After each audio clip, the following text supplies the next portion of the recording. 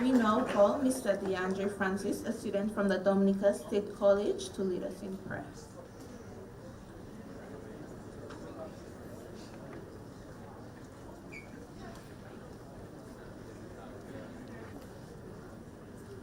Good morning, everyone. Good morning.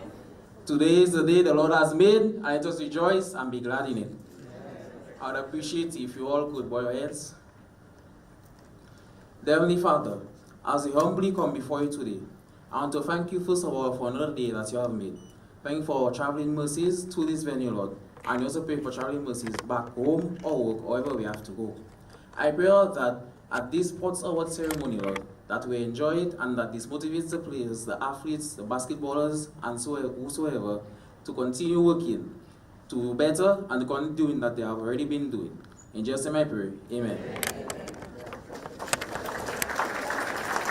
You may be seated, and we say thank you to Mr. DeAndre Francis for that prayer. Allow me to establish the protocol by welcoming Honorable Fidel Grant, Minister of Public Works, Public Utility, and the Digital Economy, and representative for the Prime Minister of Dominica here today. We also welcome in our presence the Honorable Oscar George, Minister of State in the Ministry of Culture, Youth and Sports, and Community Development with specific responsibility for youth and sports. Other Honorable Ministers of Cabinet, Mrs. Letitia Lestrade Week, Permanent Secretary in the Ministry of Culture, Youth, Sports, and Community Development. Other permanent secretaries, Mr. Trevor Shillingford, Sports Coordinator, and other staff of the Sports Division. Mr. Kavem Hodge, Sports Ambassador for the Commonwealth of Dominica and West Indies Cricket, a former student athlete. Heads of Division, Master of Ceremonies, principals, staff, and students of secondary and primary schools. Other invited guests, members of the media, ladies and gentlemen, welcome. Welcome indeed. At this time, we'll call the Sports Coordinator, Mr. Trevor Shillingford, who will bring us some welcome remarks.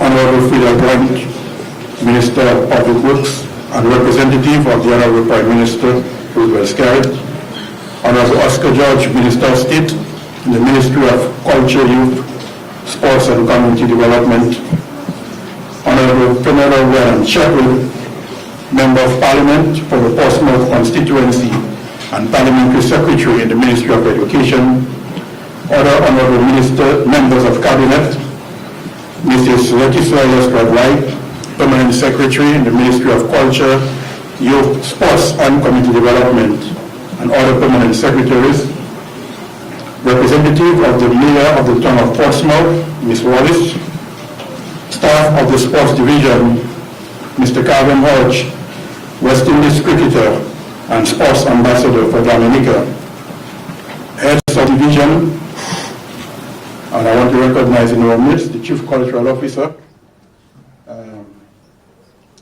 Masters of Ceremonies, Diamond Daniel and Mr. Nabi Wallace, principals, staff, and students of our secondary schools and primary schools, students, teachers, coaches, other invited guests, members of the media, ladies and gentlemen, good morning.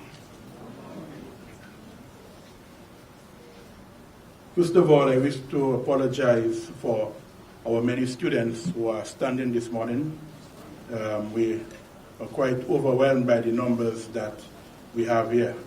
So I really want to apologize to the students who are made to stand during this ceremony. But I think that's a very good reflection of the number of student athletes that we have at our schools. So we are happy that our invited guests and you, the students, have accepted our invitation to be part of this special occasion. We extend a special welcome to the Honorable Fidel Grant, who is representing the Prime Minister here today, and other members of the Dominica government cabinet.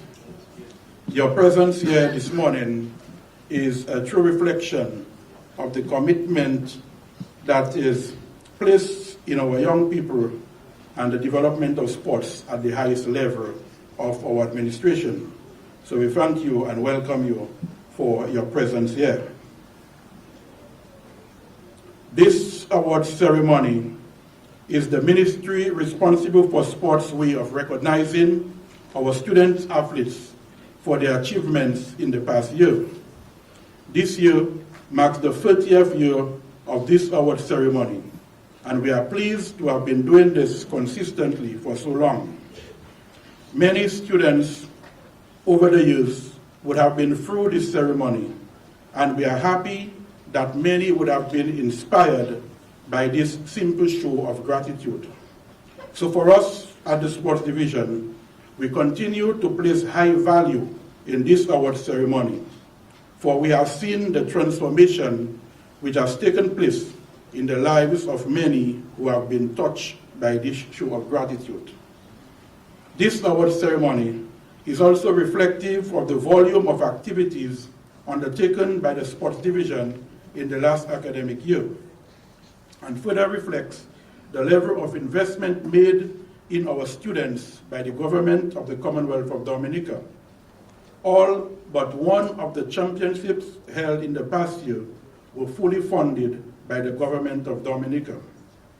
A total of 250 awards will be presented here today, at a cost of which was fully funded by the government of Dominica. We thank the government of the Commonwealth of Dominica for its continued investment in our youth through sports. I also wish to thank the staff of the Sports Division for the efforts made in putting together this awards ceremony. If I'm not mistaken, this is probably one of the longest awards ceremony in this country. And every year we are getting better and better and more classy. So thank you to the staff of the Sports Division.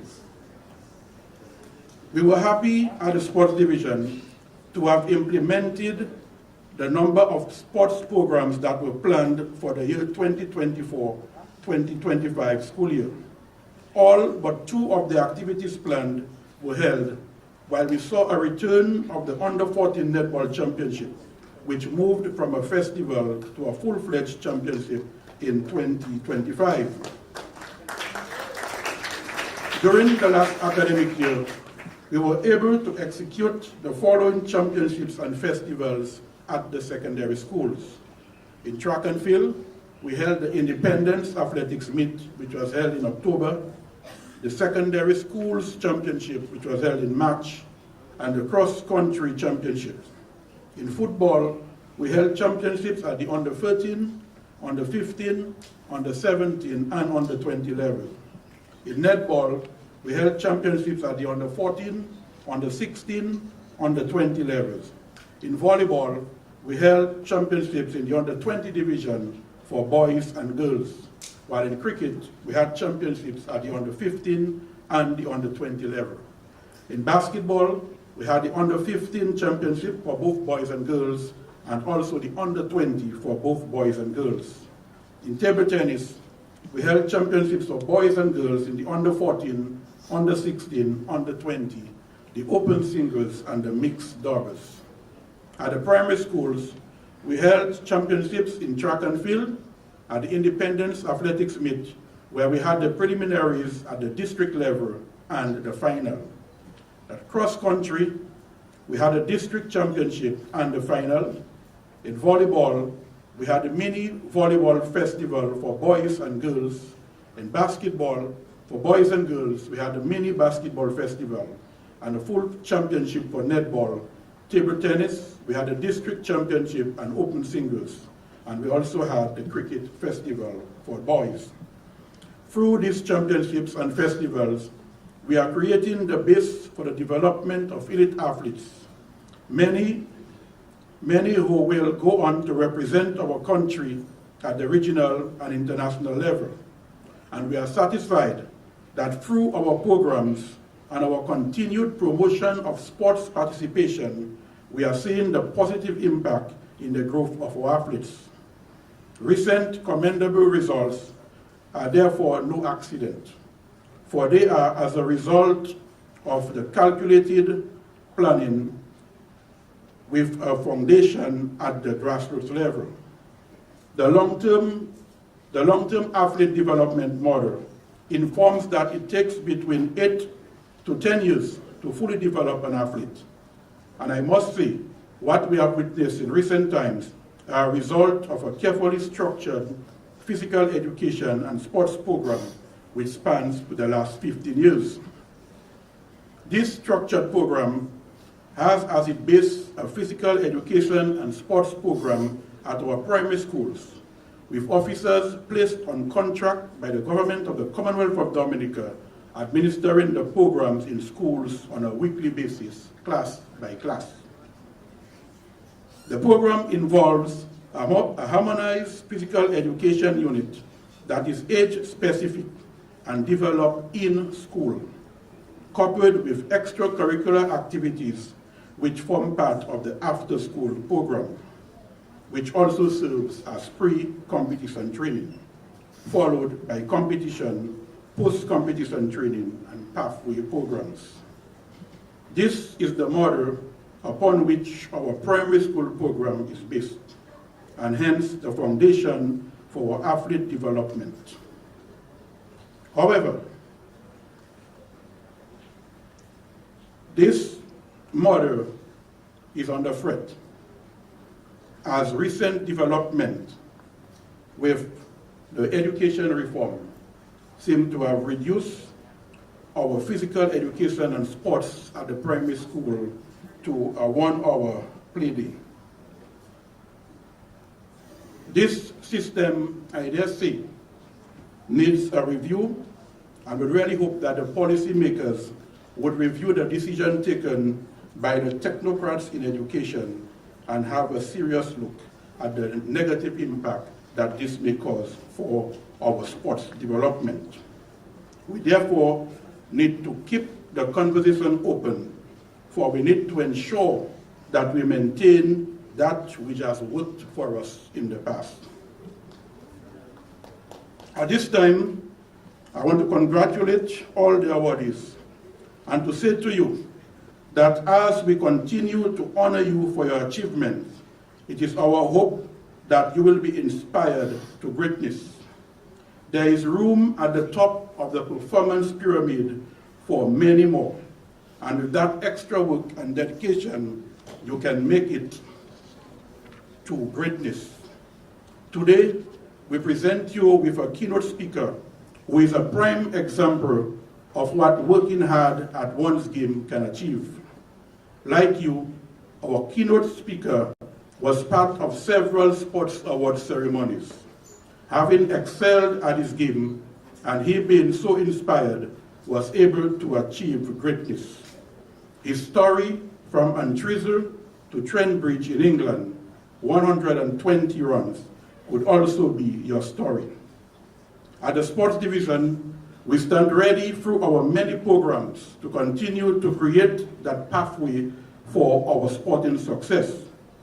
It is clear that beyond every successful Dominican sporting story is a sports division story.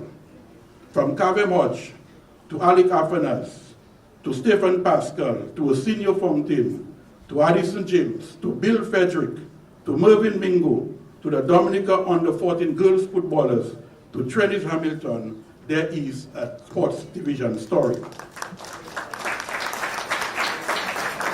Like you, they have all graced us with their presence on the podium of success at the School Sports Award ceremony within the last 30 years. You too can do it.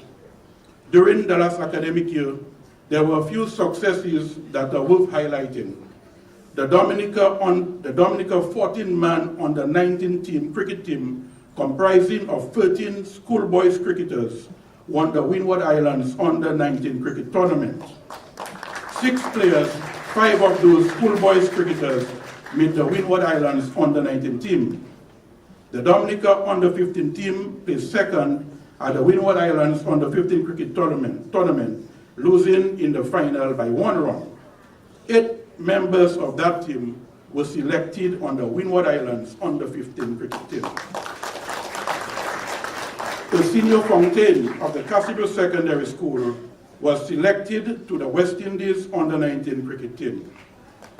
Bill Frederick and Mervyn Mingo, students of the Dominica State College, for the 2nd year in a row, won the ECVA under 20 beach volleyball tournament. And Dominica placed second overall at the Windward Islands School Games. We congratulate all our student athletes for the outstanding representation of Dominica.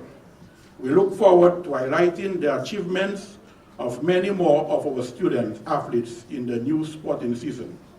We are happy we have been able to provide you with the opportunities to excel in the past, and we look forward to seeing you on the field of play in the new academic year. And incidentally, that will commence this week, or next week, Thursday. Congratulations to all awardees. Welcome all to the 30th Annual School Sports Awards. I thank you.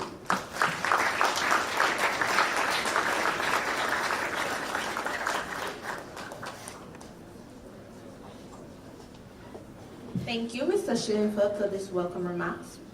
We will now listen to some remarks from Honorable Fenella Wenham Shepherd, Parliamentary Representative of the Portsmouth constituency. Join me in welcoming her.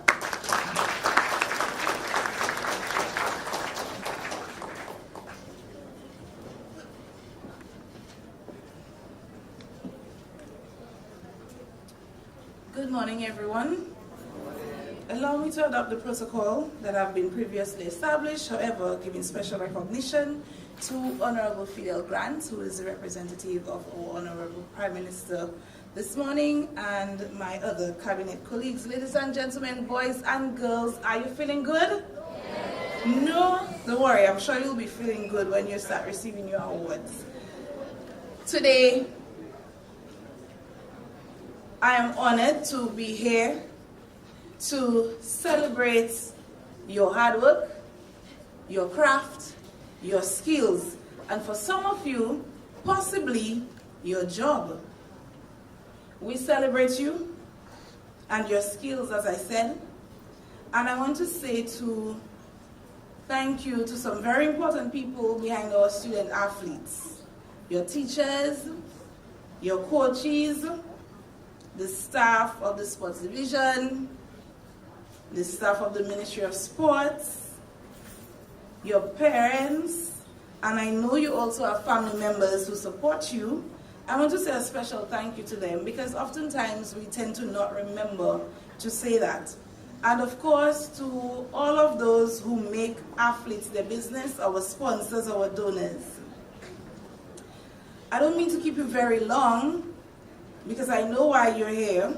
However, I want to remind you, the student athletes, that you must continue to dream big. I interact with some of you and I hear some of your plans and they sound very good, and I don't want you to ever doubt that what you imagine you cannot achieve. Okay? Yes. So I want you to dream. Dream of representing your schools. Some of you have started doing that already. Dream of representing our country, Dominica, and your families. Not only at home and not just regionally, but let us do like Thea and Kelvin and so many others who represent us internationally. I also want you to remember that for you to be able to do that, you must carry one of the D words with you.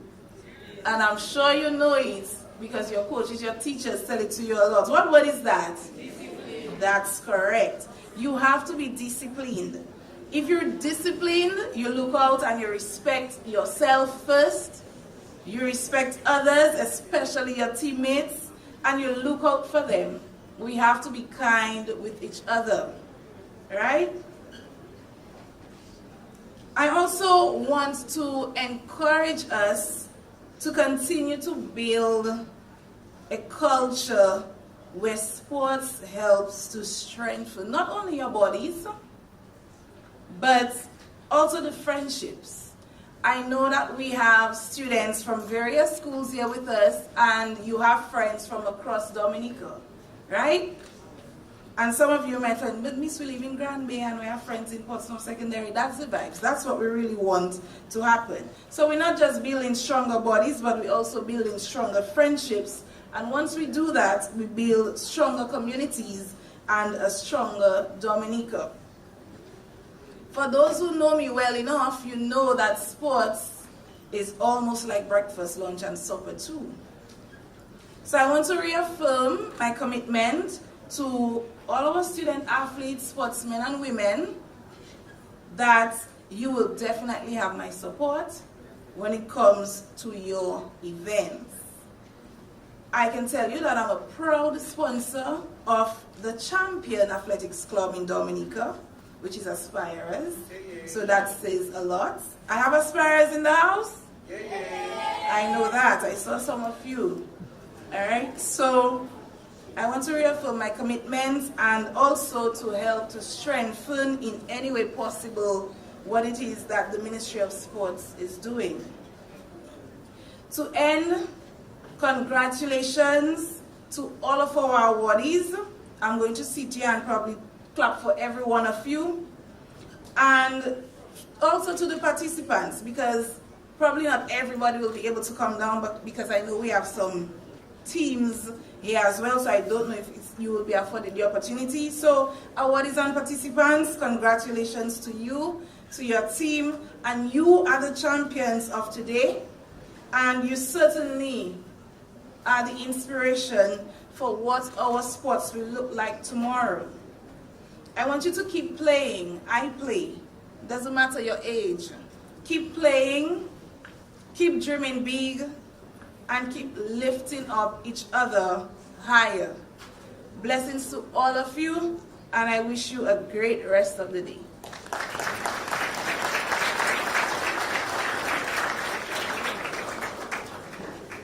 We say thank you to the Honorable Fenella Wenham Shepherd for these brief remarks, which are very encouraging. I myself took note of some of the things that you said, to dream big, and that should be the aspiration of every single student athlete, to seek to represent your country, not only locally, regionally, but to go all the way like Tia Lafleur did and go internationally and bring back gold.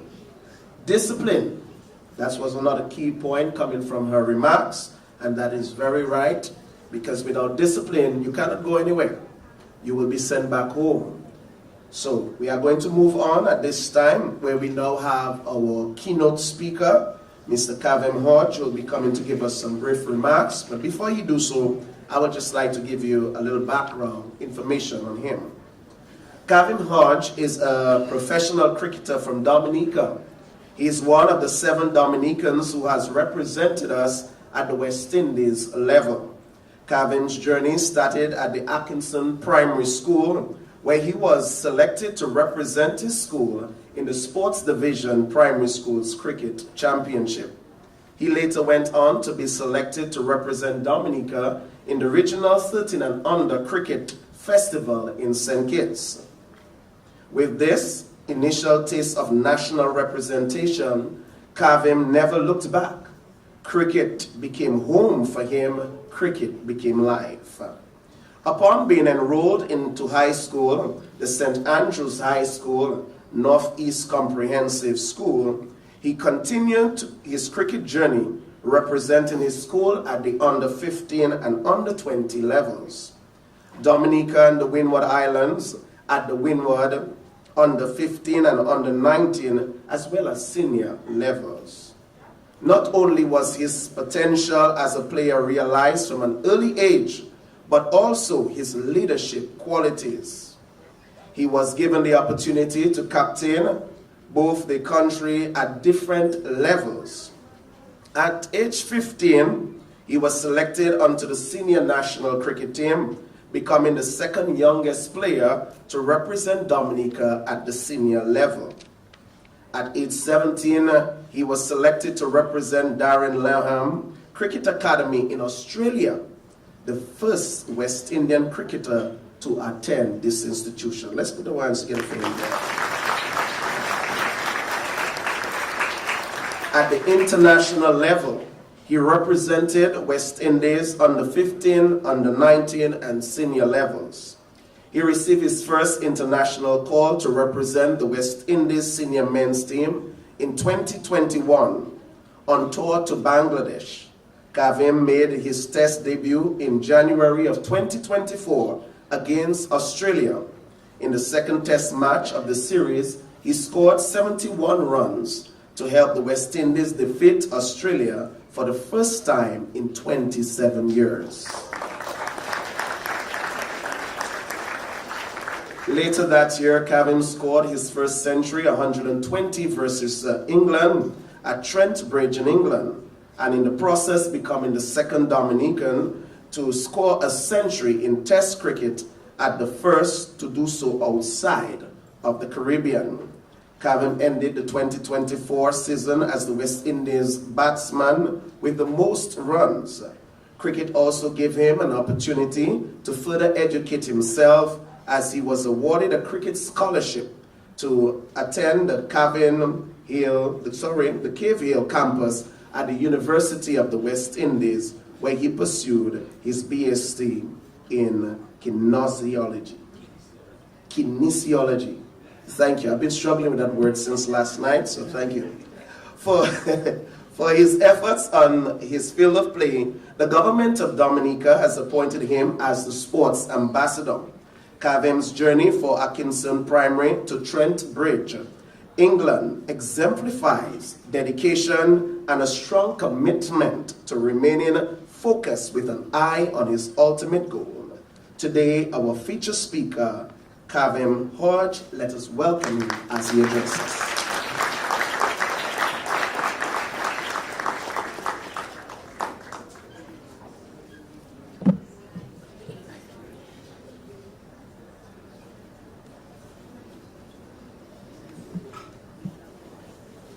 Thank you, Masters of Ceremony, for that humbling introduction.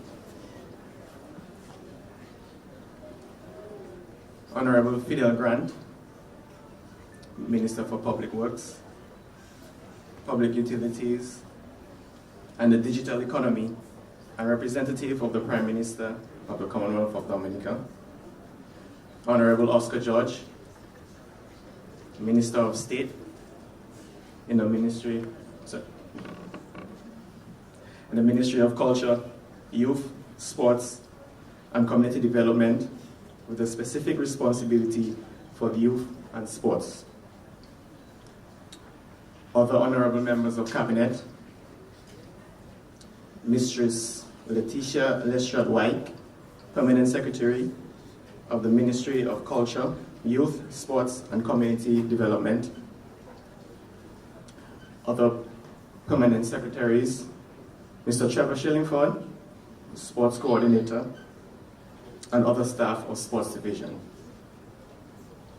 Heads of Division, Masters of Ceremony, good morning to all.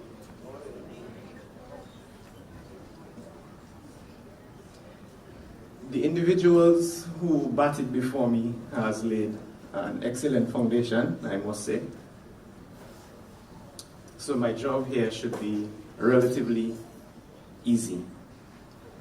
However, when I'm given the opportunity to bat, I'm expected to have a long vigil at the crease over the span of a few hours.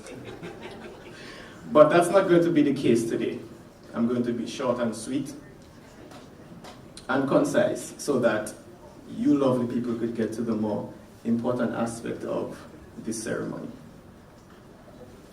Honoring achievement, inspiring greatness. As we are all aware, that is the theme of this award ceremony. An excellent theme, I must say.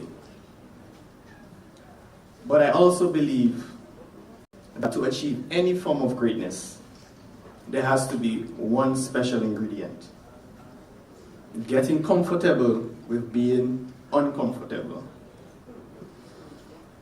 When Mr. Shillingford contacted me and requested that I be the guest speaker, I told him I would get back to him in a couple of days.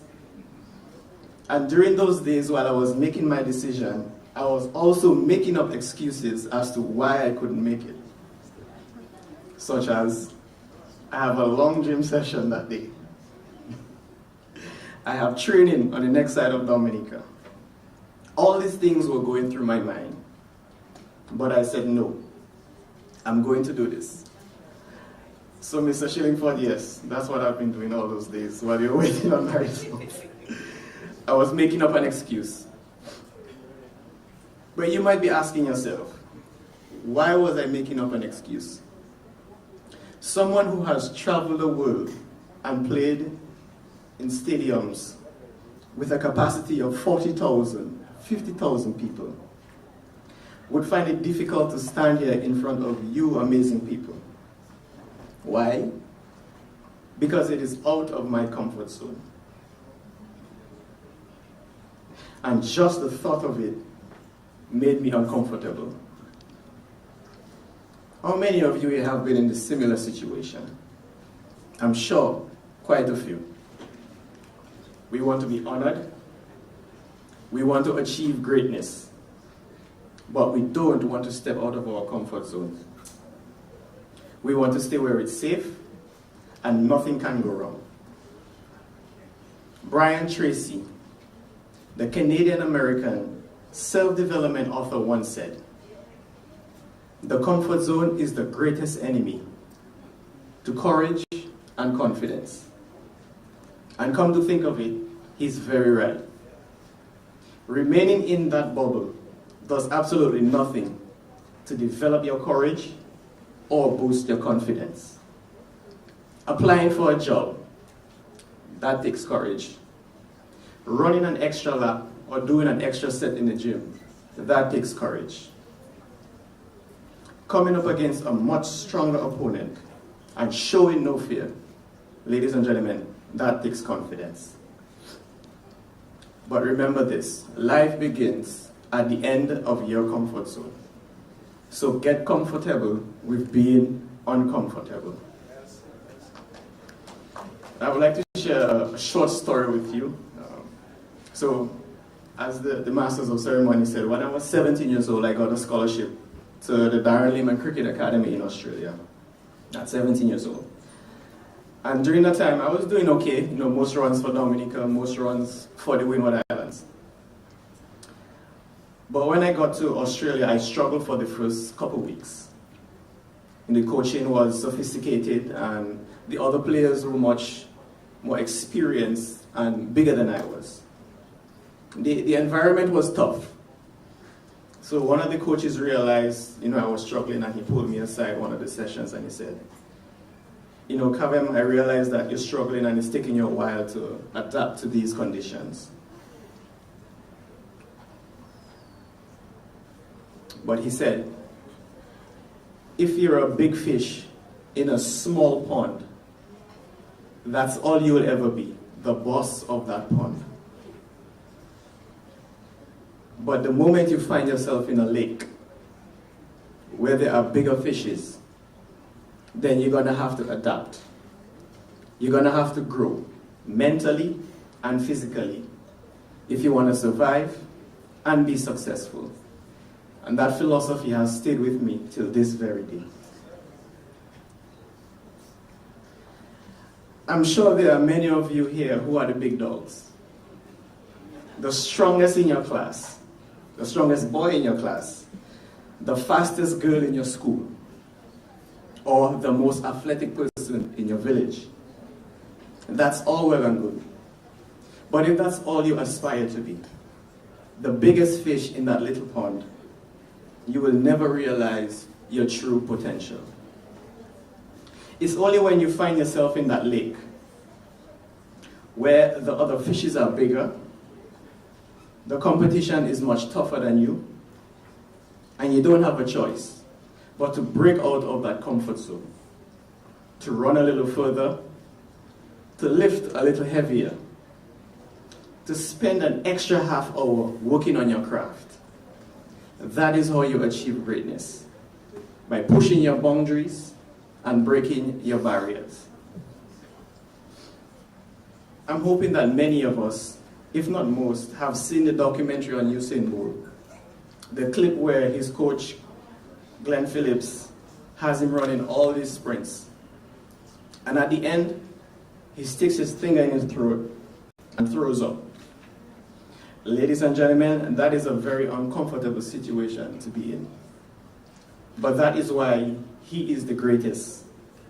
Because in his pursuit of excellence, he's willing to push his body and mind to limits that no other human would be comfortable with.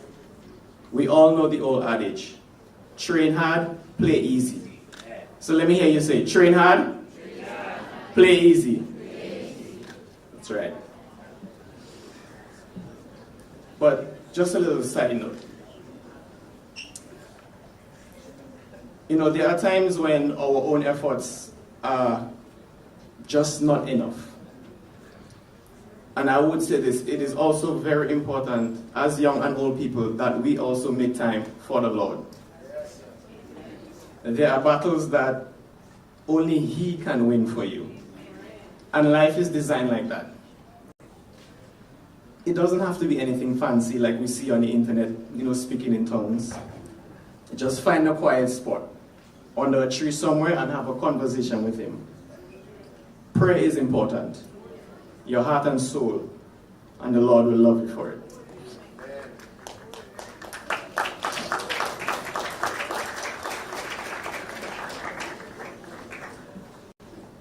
A goldfish kept in a small glass bowl grows up to 4 to 6 inches. But did you know that same goldfish out in the ocean grows up to 16 inches?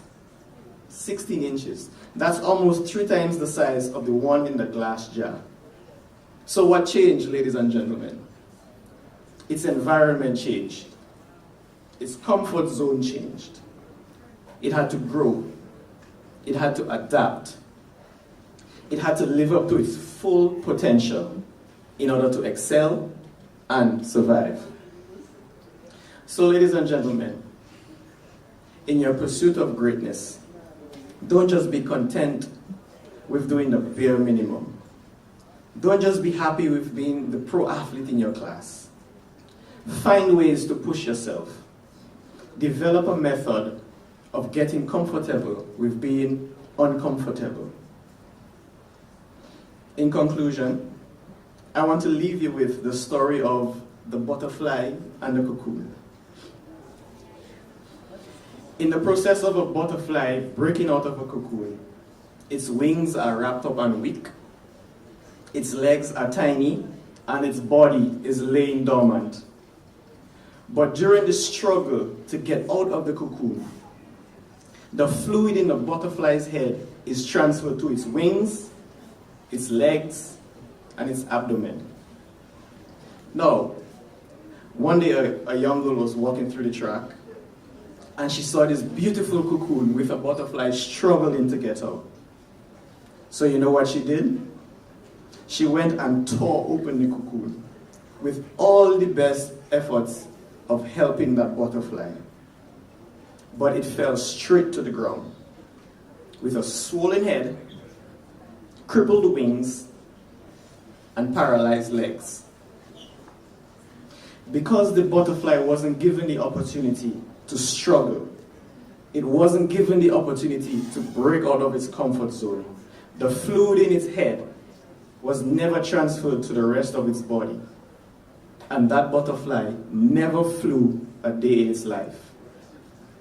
The moral of the story is, life gets hard sometimes. Situations can be tough. And we often try to find the easy way out. But in the end, we only end up crippling ourselves, not living up to our true potential. So once again, ladies and gentlemen, get comfortable with being uncomfortable, because that is how you grow. That is how you become someone of value. That is how you make an impact, and that is how you achieve greatness. I thank you.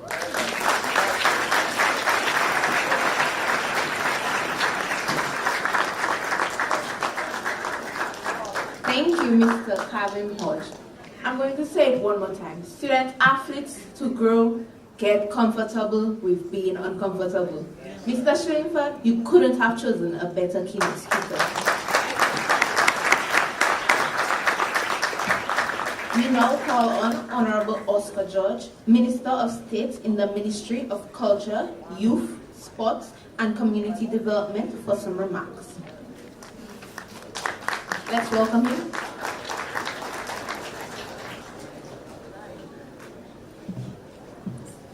Thank you very much, Masters of Ceremony.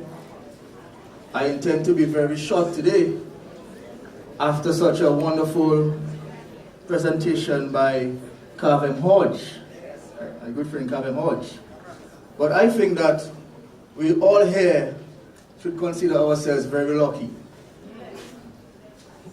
because we had an opportunity to hear firsthand from someone I consider a very progressive and positive young man, a young athlete, Kavem Hodge, a man who came from very humble beginnings in Antriza, playing cricket with a coconut branch, going through the school setup, the youth setup, and now being a West Indies player. So if what we heard here this morning doesn't inspire us, I don't know what will.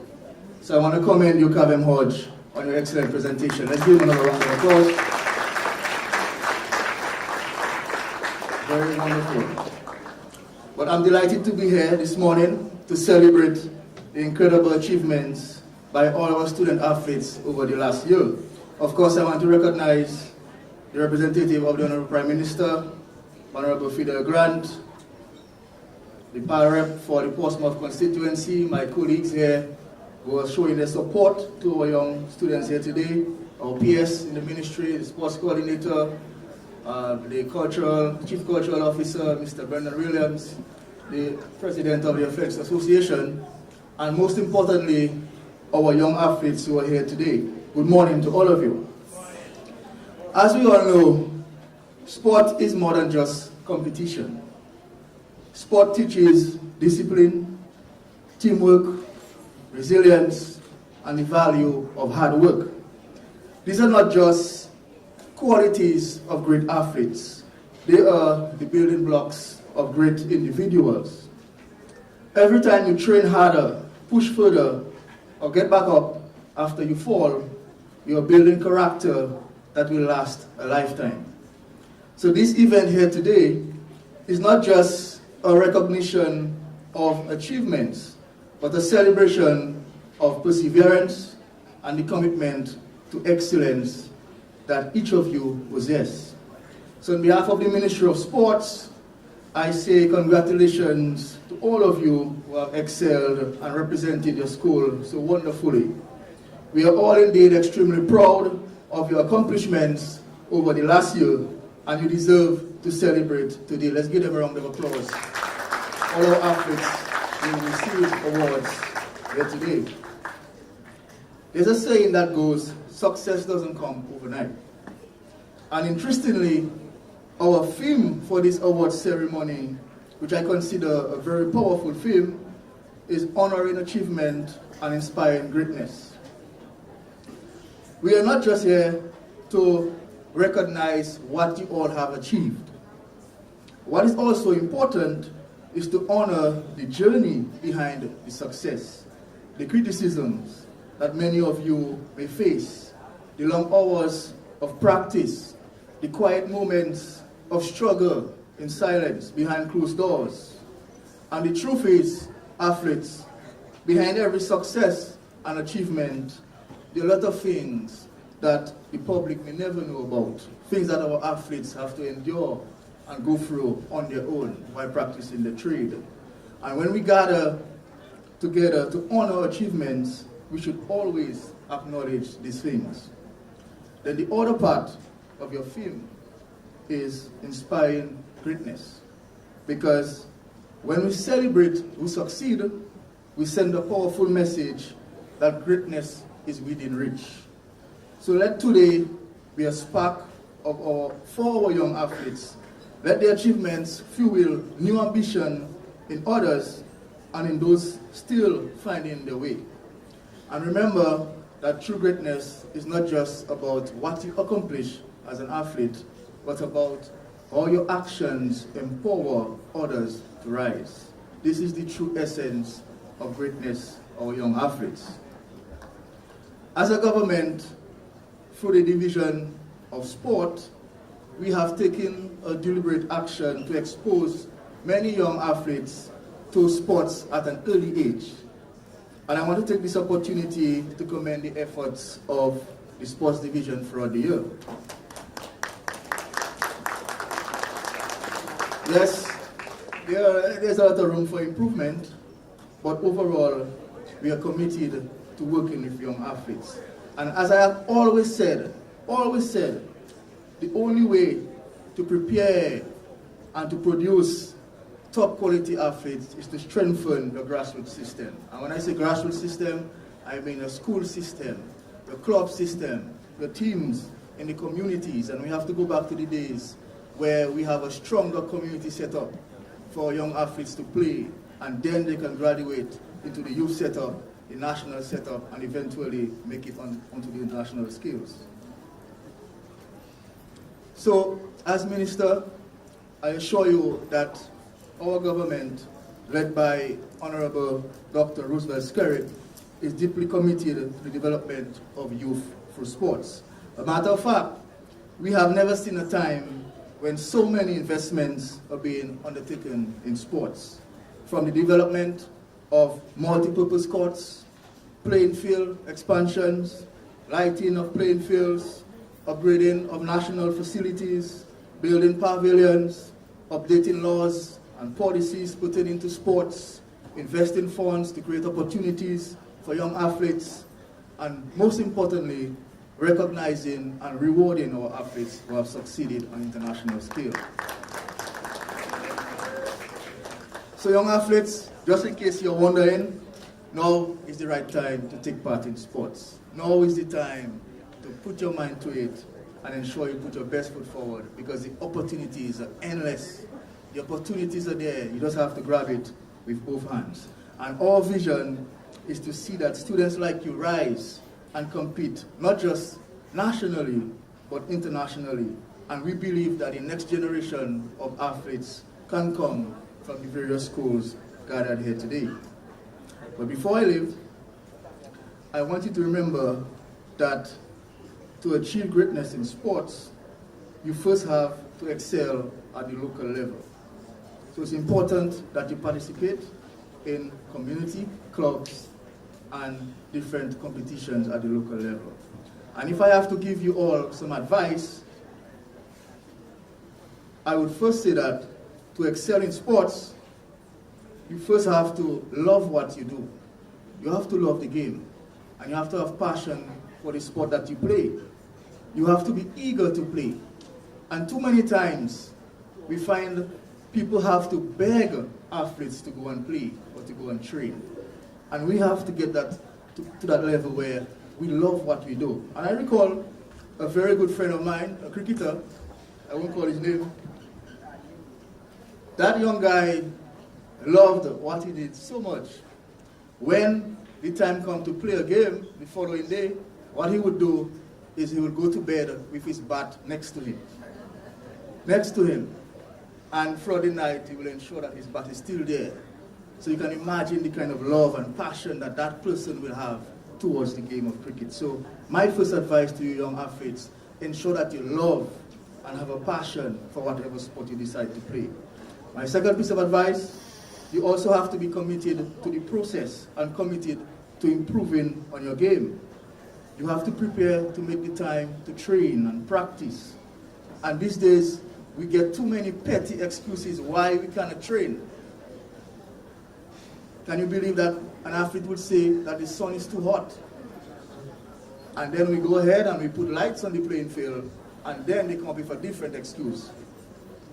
We have to make the time to train and to practice. And as our featured speaker mentioned, you have to practice with the same intensity as you would in an actual game. That's how you get better as an athlete. And finally, prepare yourself mentally. Sport has a lot to do with your mental ability. So ensure that you can face different circumstances and excel. So again, I congratulate all of you young athletes who are receiving awards here today.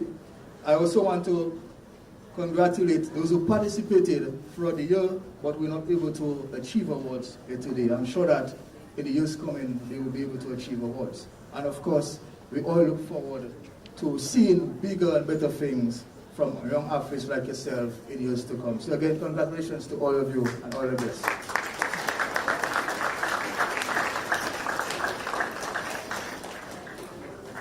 Thank you, Honorable Oscar George. Work hard. That's what I got from it. Work hard and it will show off. Now we'll have a performance from the students of the Cassie Secondary School.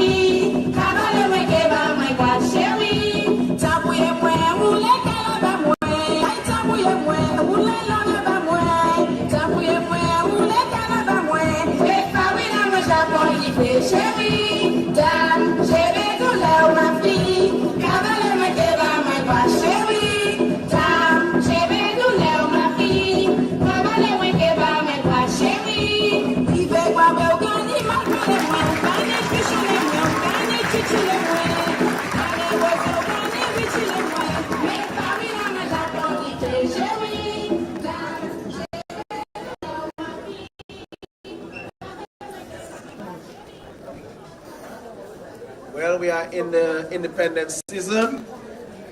We are in the independence season, and we just had the Castro Secondary School doing a belly for us. And we say thank you to the students of the Castro Secondary School.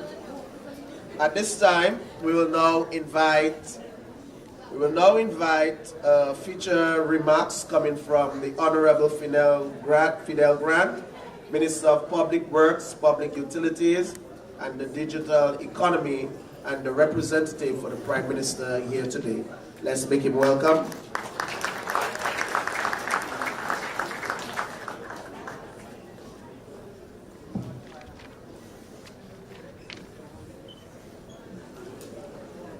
Good morning, everyone.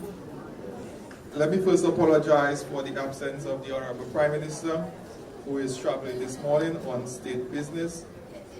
Let me also take this opportunity to recognize my cabinet colleague, the Minister for Sport, Honorable Oscar George, the Parliamentary representative for the Portsmouth constituency, Honorable Shepherd, my other cabinet colleagues who have joined us here this morning, the Permanent Secretary within the Ministry of Sports, Mrs. Swank, other permanent secretaries, the sports coordinator, Mr. Shillingford, the staff of the sports division, Mr. Kevin Hodge, sports ambassador for the Commonwealth of Dominica, the masters of ceremony, Ms. Diamond and Mr. Wallace, principal, staff, students, primary and secondary schools, other invited guests, members of the media, ladies and gentlemen, good morning.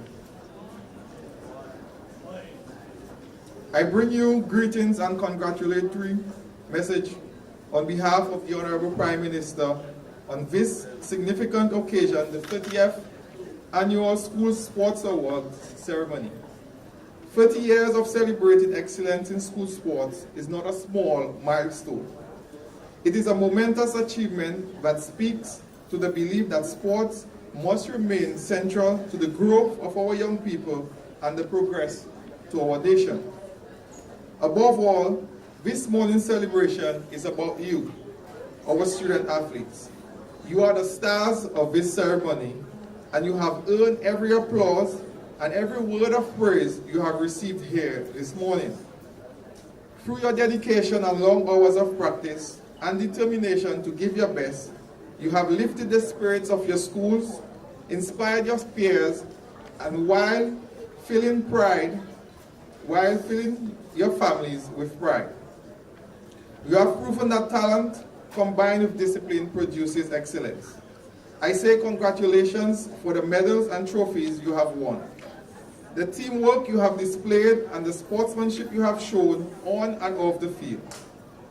You have represented the very best of the Dominican youth.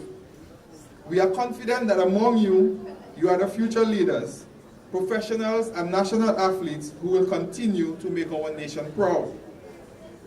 In honoring you this morning, we are reminded that Dominican athletes have already carved their names on the international stage. Fia Lafour, Olympic gold medalist and triple jump champion, who embodies what it means to persevere through adversity, never giving up on her dreams. Trenise Hamilton, who is disciplined in the field in the event of shot put, shows us the importance of consistency and strength. Stefan Pascal, just out of school, but already captain, leading the West Indies youth teams with confidence. Kevin Hodge and Ali Gafanaz lighting up cricket grounds internationally, showing that Dominica talent belongs at the highest level of West Indies cricket. And several others like young and senior Fontaine, the under-19 player demonstrating serious promise in cricket. These sons and daughters of Dominica are living proof that your beginnings in the school tournament do not limit your destiny. They remind us that every one of you seated here this morning has the capacity to rise and excel to represent Dominica on the world stage. You will agree with me that sports can be one of the greatest teachers. It teaches us life skills like teamwork, discipline, resilience, and leadership. I am sure that your engagement in sports have taught you how to set goals, manage time, overcome challenges, and respect others. These qualities are preparing you for the workplace and for leadership roles within our society. These are some of the reasons why our government continues to treat sports as an essential pillar for youth development and nation building. Ladies and gentlemen, boys and girls, the government of Dominica understands that without proper support, talent won't flourish.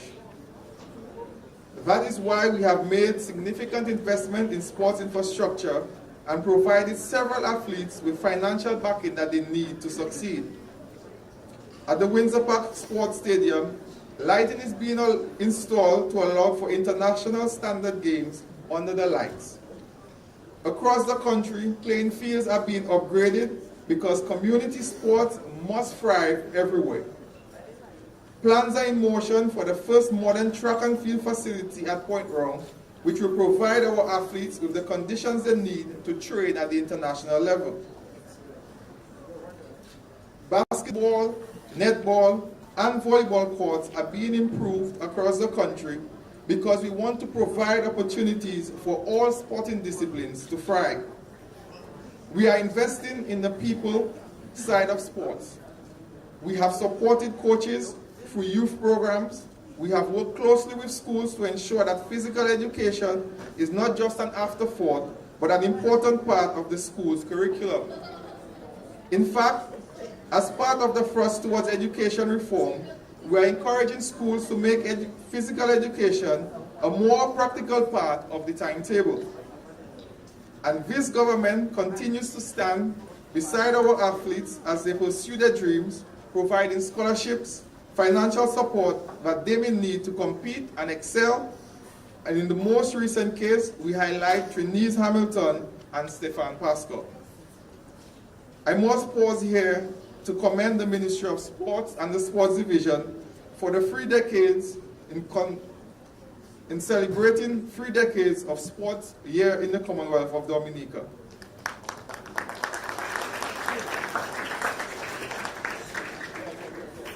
But more importantly, you have been the driving force behind school sports in Dominica. You have organized the inter-schools competition and ensure that every district has the opportunities to play and compete. Sports officers, physical education teachers, and administrators, your work is important and we see you.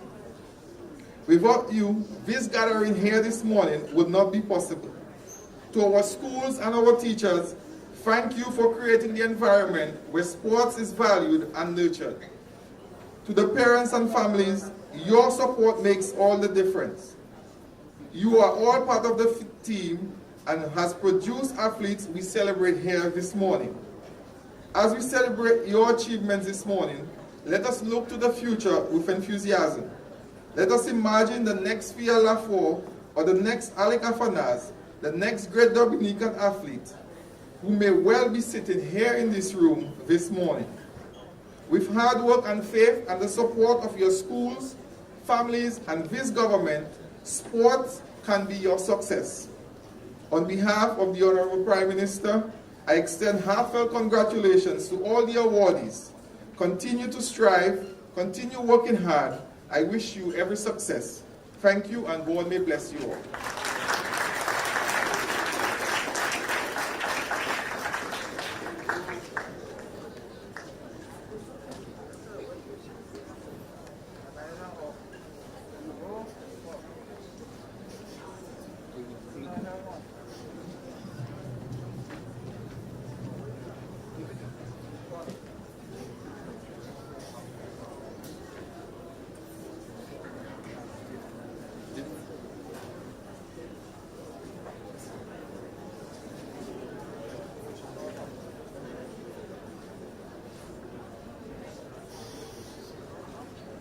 All right, thank you so very much for that address. We truly appreciate it, representing our Prime Minister today. Okay, we have come to the part that you are truly here for. Are you ready? Are you ready? Okay then. We are going to begin with the athletics awards for the primary schools. So we're looking at the zone winners first. We have for the Southeast Female, Siniku Primary School.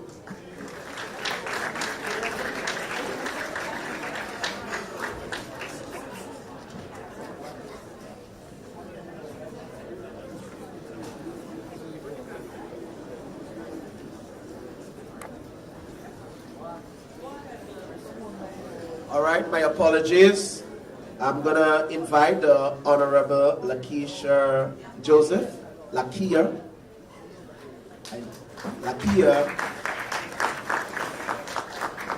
She will be presenting these awards, the next few set of awards.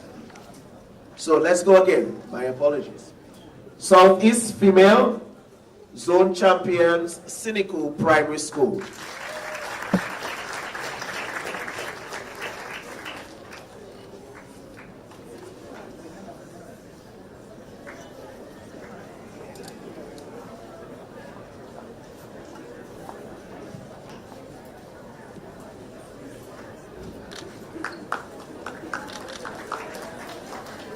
Southeast male winners, for zone winners, Siniku Primary School again, male.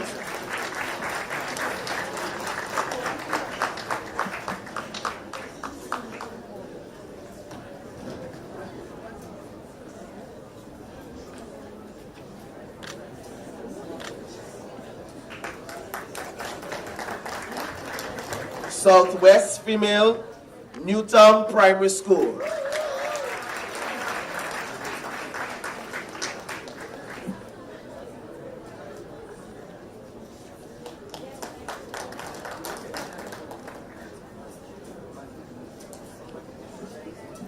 Southwest male, Newtown Primary School.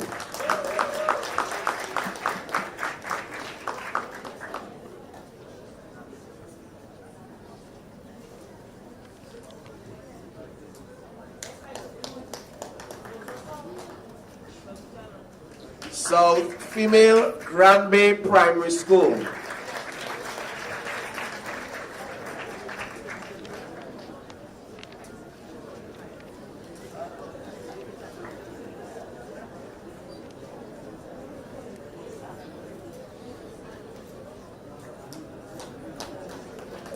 South male also goes to the Granby Primary School.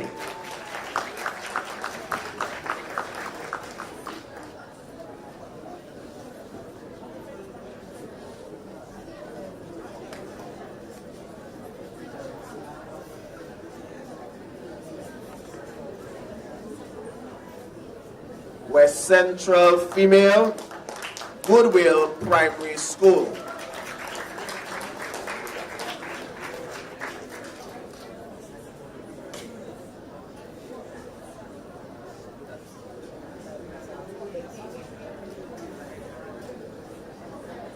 Did that come in? Northwest female, Salisbury Primary School.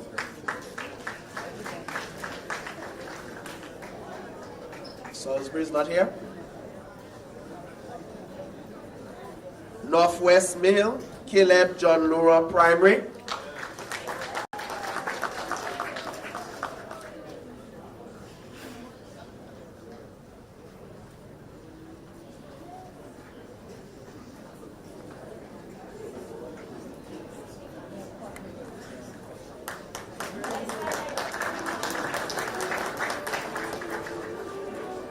North male, Roosevelt Douglas Primary School. North male, male.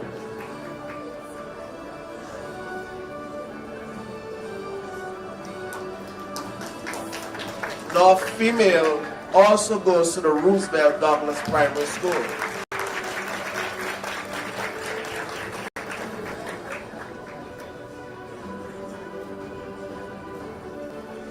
Northeast female, Will Strathmore Stevens.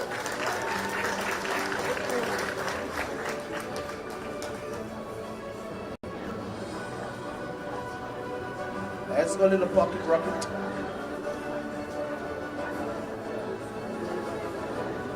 Smile, smile, smile. Come on, Pocket Rocket, you got this.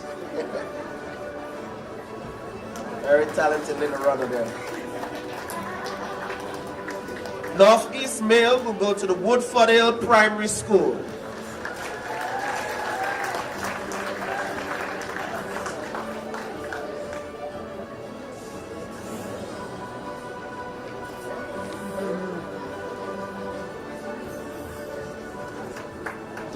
My co-host will join me to announce the next set of awards. We now move on to primary schools cross-country championships.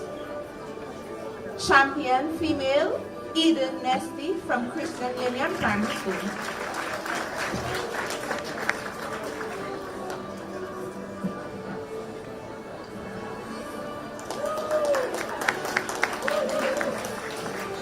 Champion male, Omari Caesar from Roosevelt Douglas Primary School.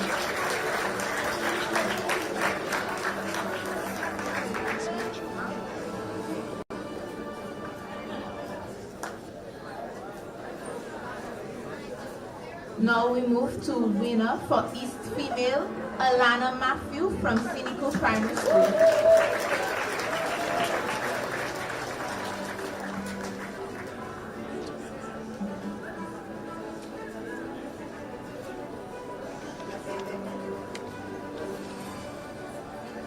East male, Ranji Frederick from Cynical Primary School.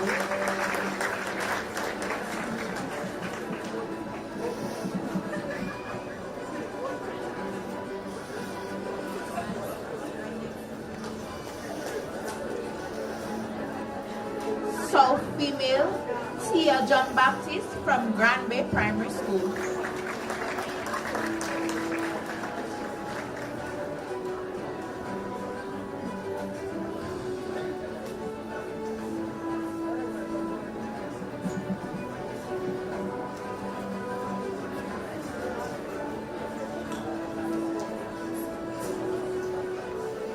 South male, Kervin Augustine from Grand Bay Primary School.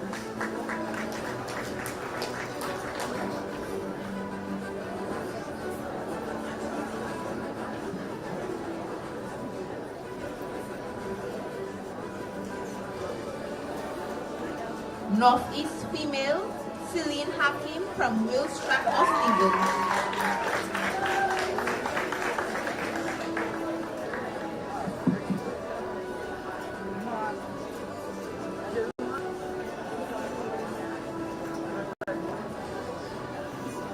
Northeast male, Joshua Hippolyte from Wesley Primary School.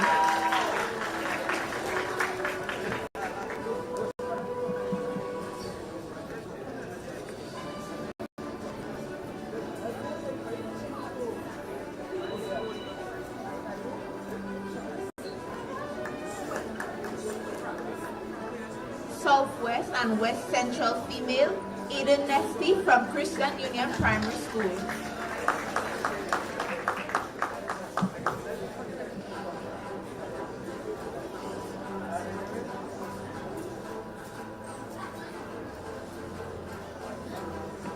Southwest and West Central male, Phelan Green from Goodwill Primary School.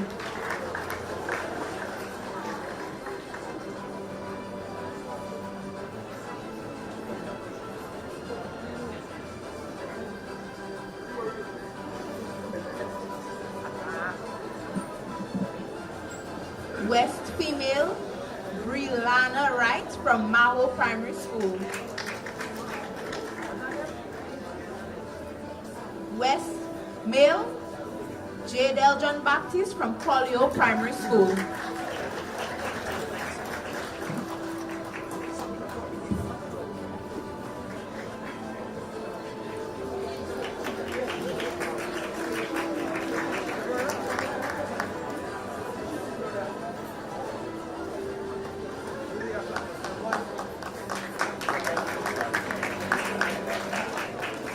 Southeast female, Rhea Matthew from John Bopier Primary School.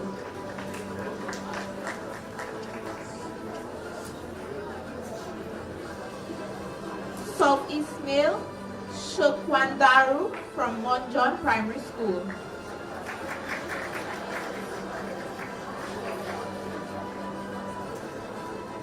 North Female, Jayana John from Penville Primary School.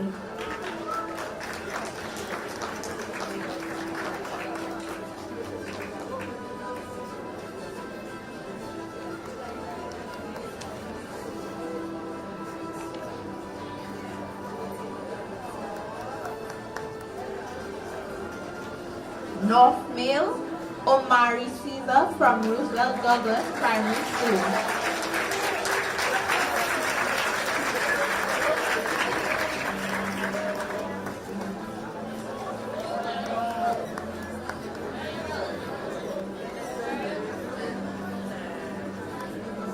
Hold on. Southeast Male, Shokwandaru from Mount John Primary School.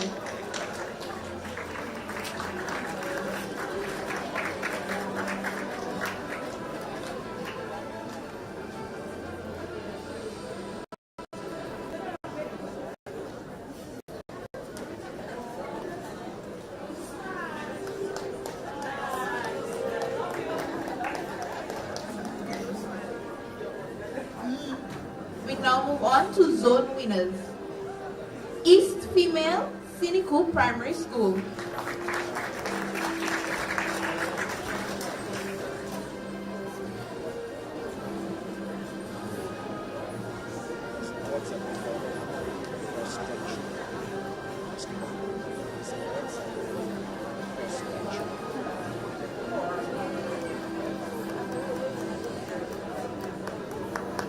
These are the zone winners for the cross-country championship. East Male, Siniku Primary School.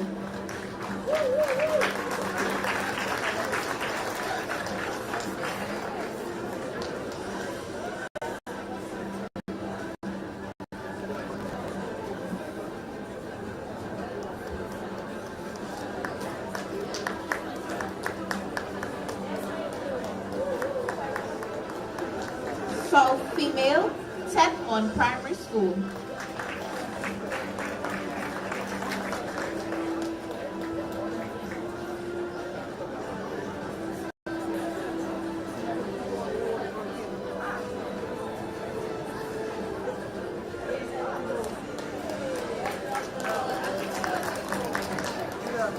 South Male, Grand Bay Primary School.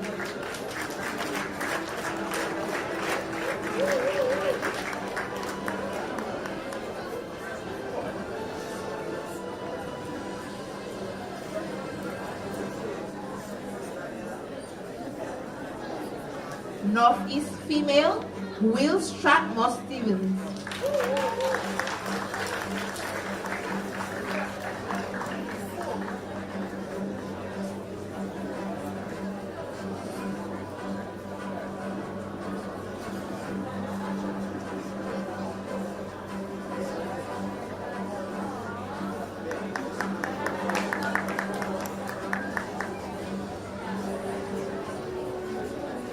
Northeast Male, Woodfordale Primary School.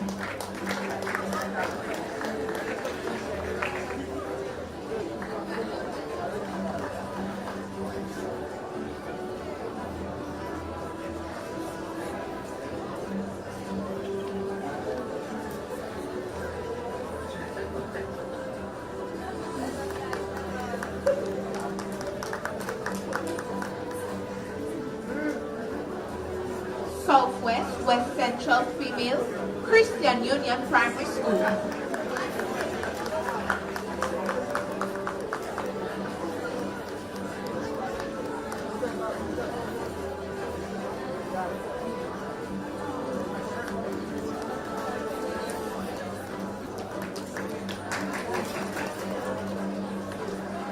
Southwest, West Central Male, Goodwill Primary School. West Female, Maho Primary.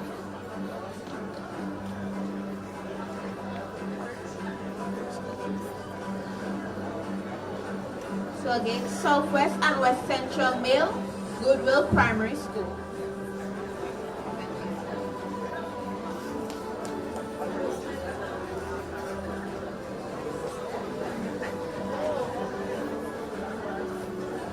West Female, Maho Primary School.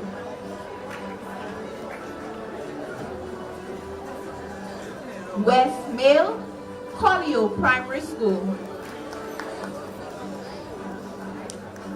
Southeast Female, Jean Beaupierre Primary School.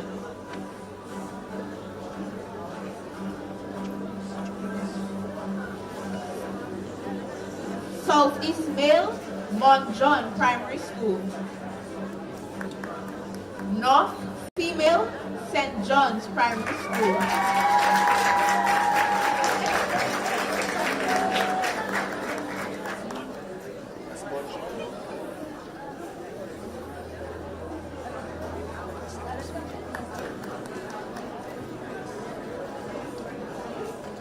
Southeast Male, Mont John Primary School.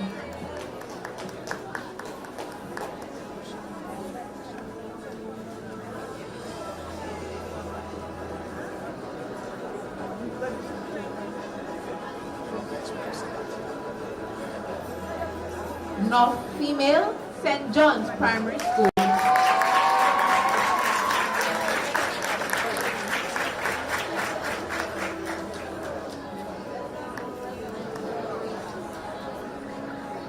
North Male, Roosevelt Douglas Primary School.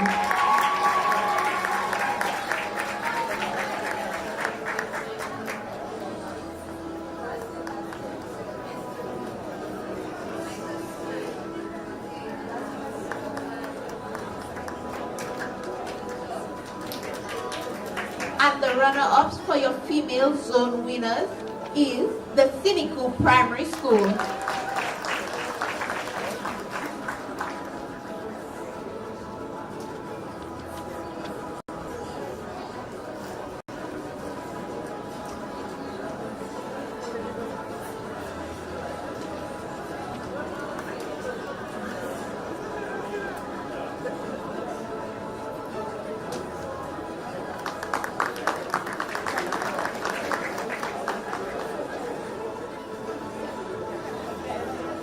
And your champions are the Christian Union Primary School.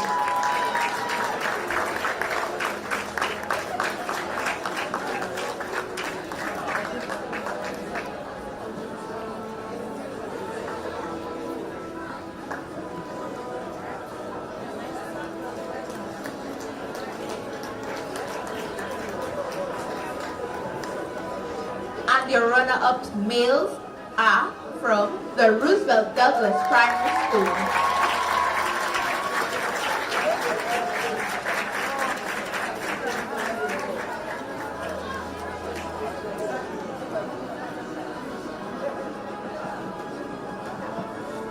Yes, my champion.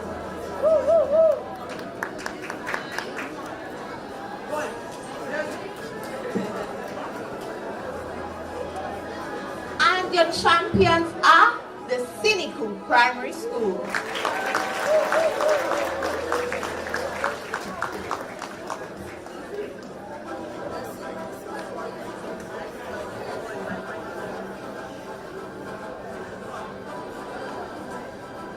We'll be turning our focus to the secondary schools cross-country champions.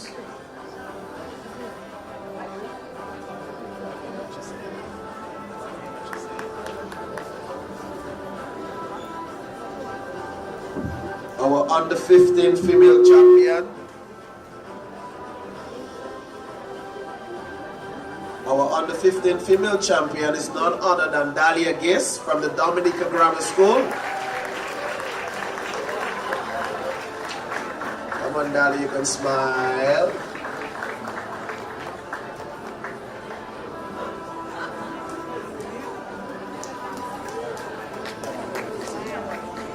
Under 15 male champion goes to Cassie Bruce and Drell Joseph.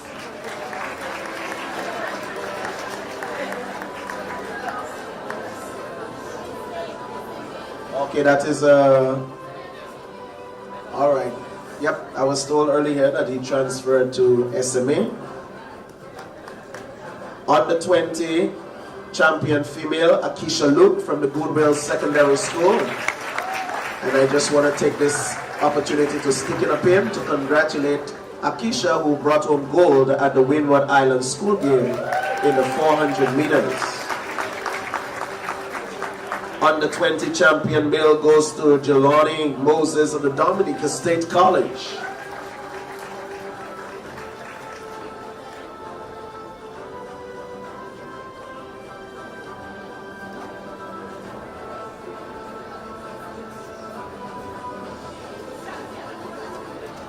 Under 15 champion female at the Dominica Grammar School.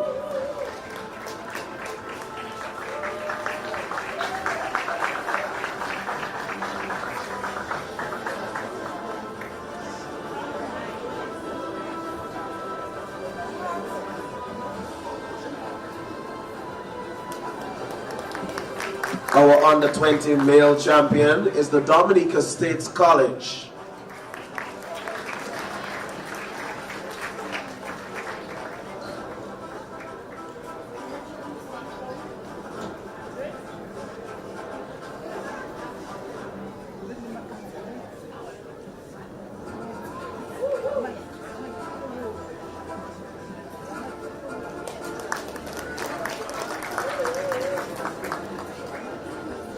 We are not calling the school to come forward for this, but we just want to highlight them. They already received their award at last year's National Youth Rally. And that will be the Secondary School Independence Athletics. Runner-up female went to the Portsmouth Secondary School.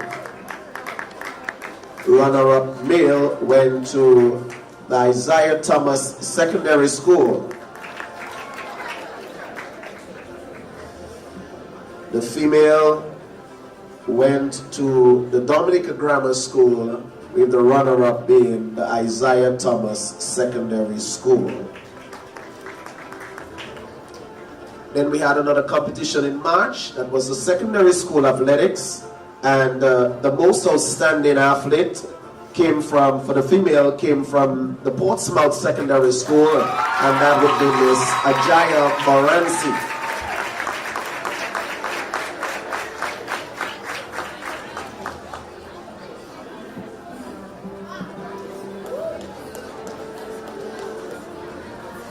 The runner-up female team is the Portsmouth Secondary School.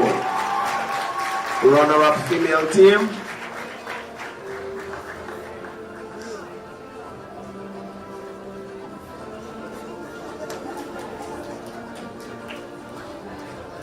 I see Jerilia Marcel, Shanice Frank, Madison, Ernest, and Ajaya Moransi receiving that award on behalf of the Portsmouth Secondary School.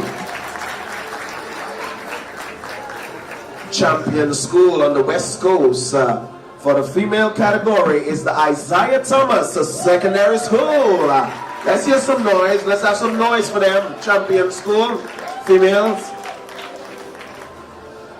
Wish them all the best as they look forward. All right.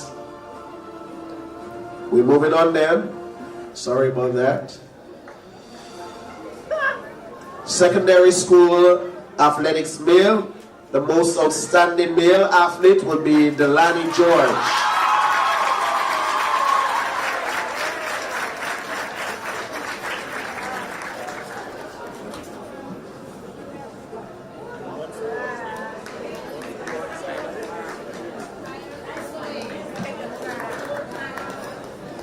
All right.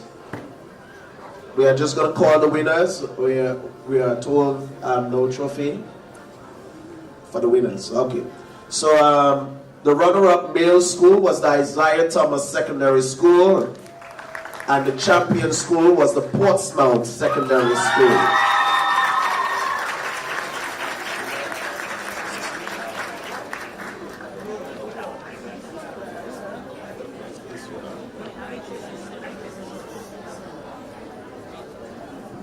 Okay, The runner-up male trophy has been found for the Isaiah Thomas Secondary School.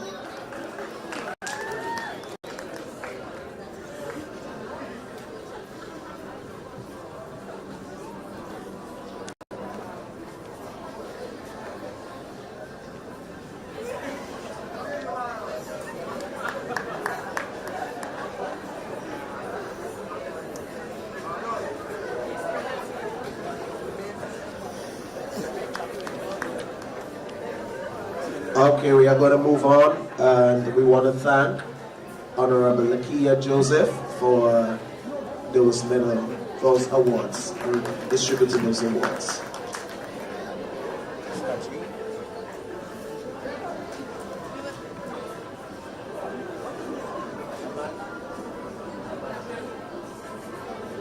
We'll now like to call the PS of Sports, Letitia Lestrade White,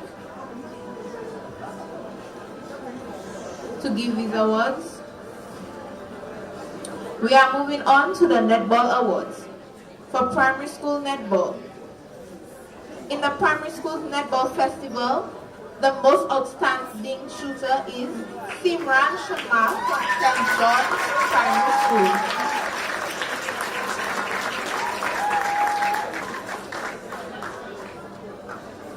Simran is now a student at the Portsmouth Secondary School.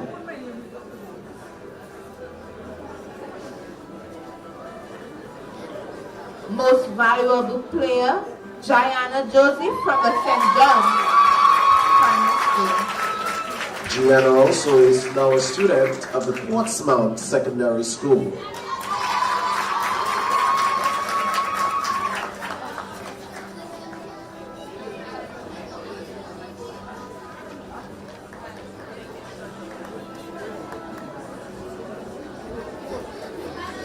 On to the zone winners of the Primary Schools Netball Festival.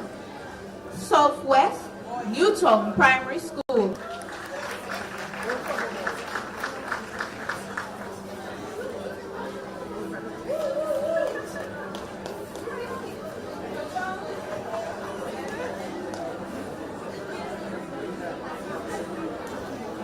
North St. John's Primary School.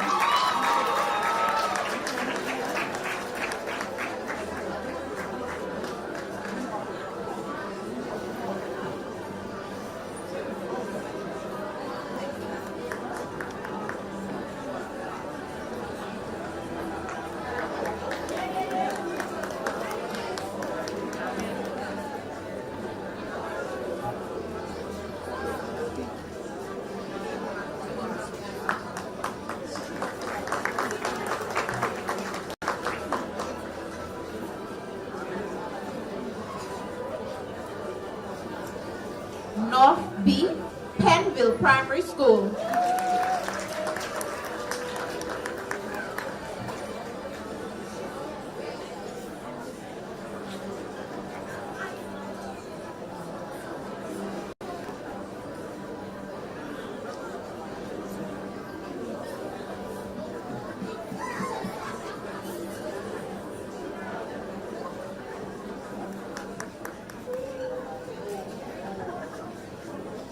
West Maho Primary School.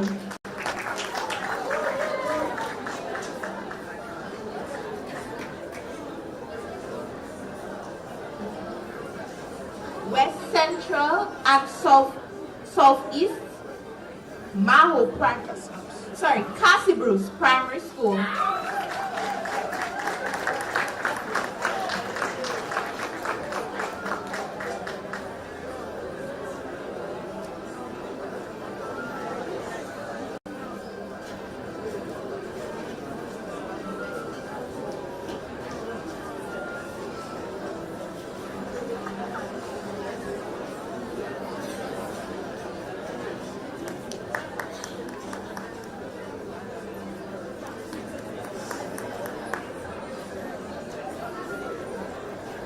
Northeast Will Stratmore Stevens Primary School.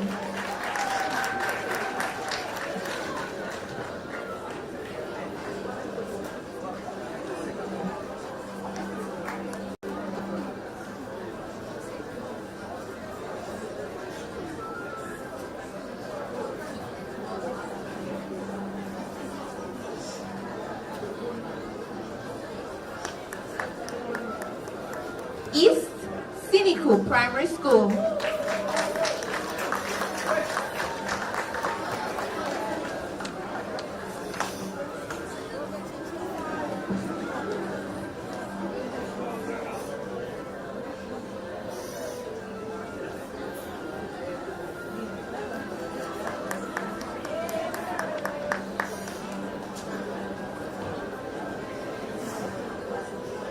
And the runner-up for your primary school netball festival is Woodford Hill Primary School.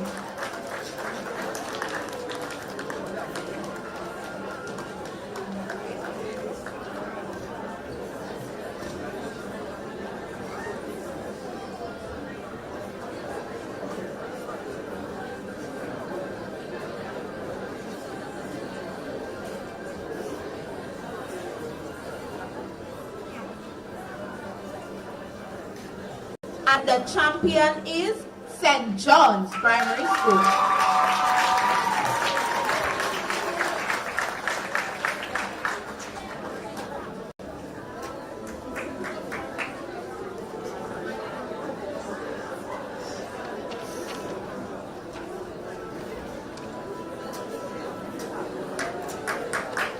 We will now move on to the secondary schools netball awards.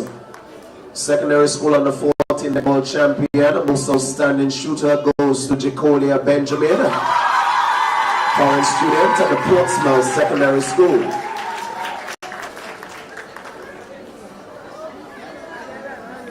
The most valuable award will go to Adari Samuel of the Northeast Comprehensive School.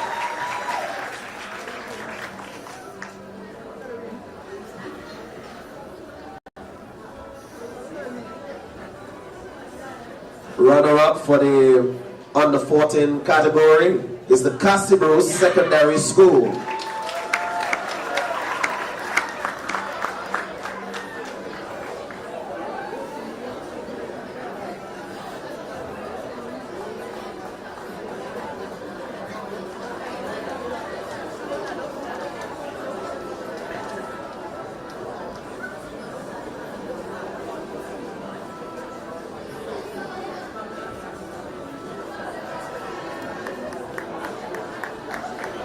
We are moving on, and we have the champion, Northeast Comprehensive School.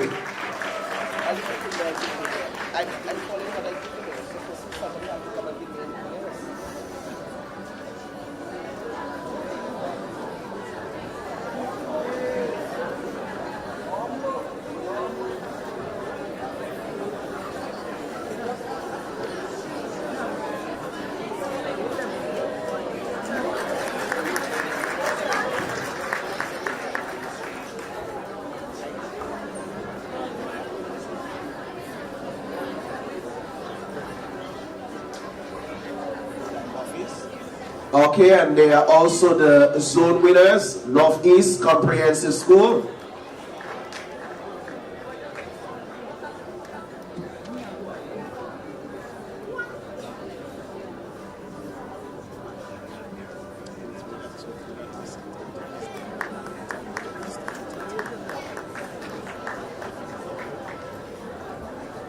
We're moving on to the under 16 category, the netball championship. Most outstanding shooter go to Nolise Didier of the Convent High School.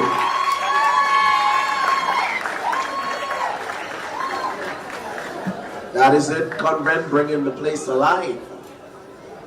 Most valuable player goes to Jewel Benjamin of the Portsmouth Secondary School.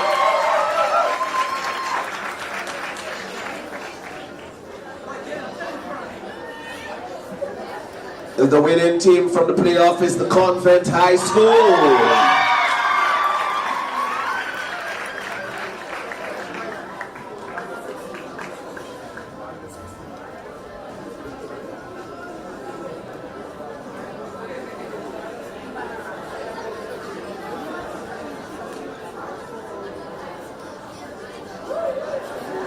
The runners-up in that category is the Castibro Secondary School.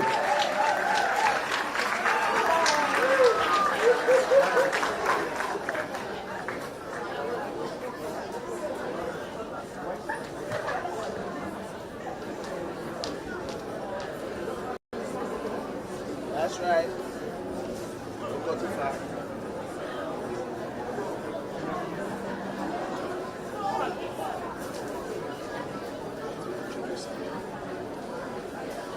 And the champion school is none other than Convent High School.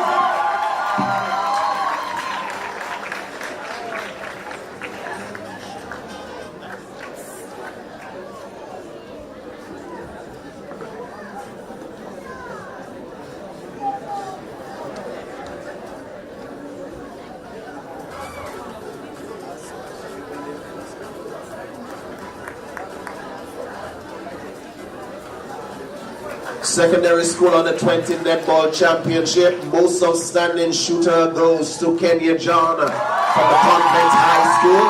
Now a student at the Dominica State College. She would have captained our Windward Island netball team. Proud to serve as a coach. Got to know her for the very first time. Disciplined and dedicated young lady, Kenya John. Stay right there, Kenny. Stay right there. Most valuable player also goes to Kenya John.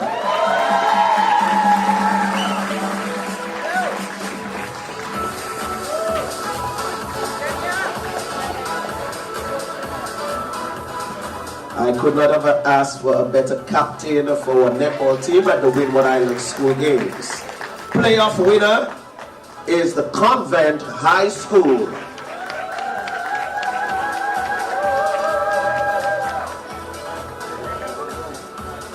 As you can see, some of their members would have moved on to the Dominica State College. So it will be battle in that category between college and convent. Looking forward to see that matchup. The runners-up in the Under-20 Girls Netball Championship is the Portsmouth Secondary School.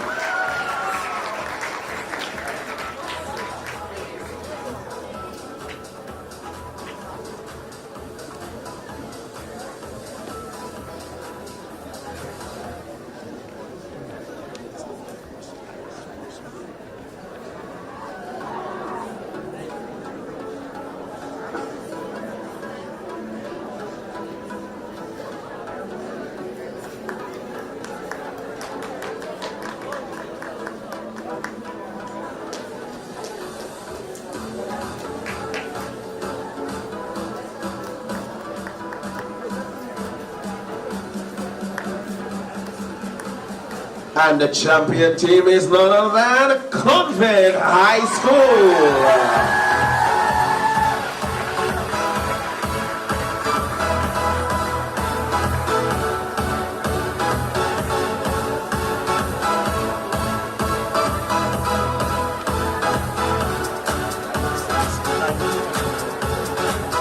We say thank you to Honorable White for her service.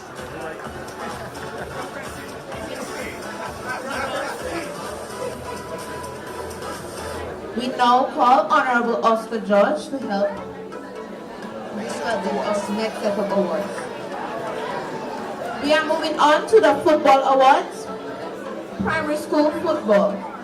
In the MBD Primary School Girl Football Championship, the most valuable player is Amaya Brumont from St. John's Primary School.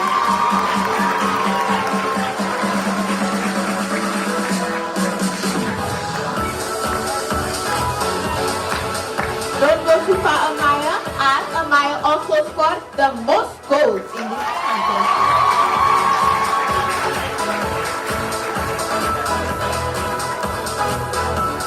We move on to zone winners. The winner from the Northeast is the St. John's Primary School.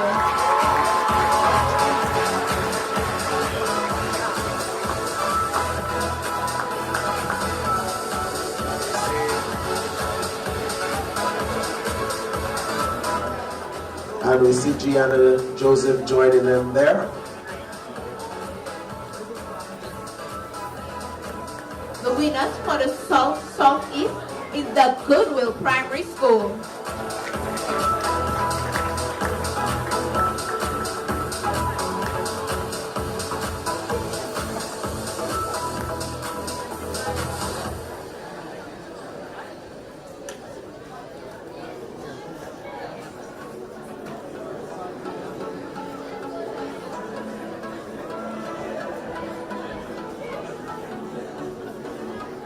And the champions of the MBD Primary School Girls Football is St. John's Primary School.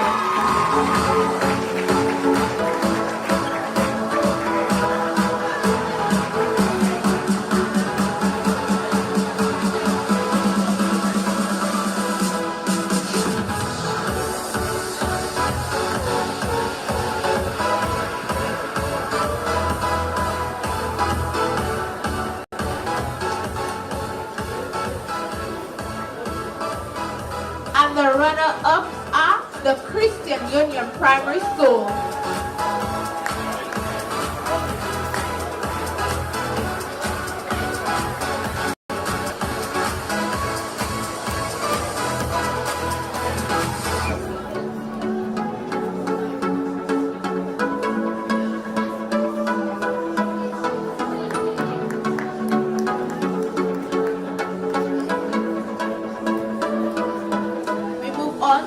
MBD Primary Schools Boys Football Championship Development Division, and the most valuable player is Eric Philogen from the Folio Dubla.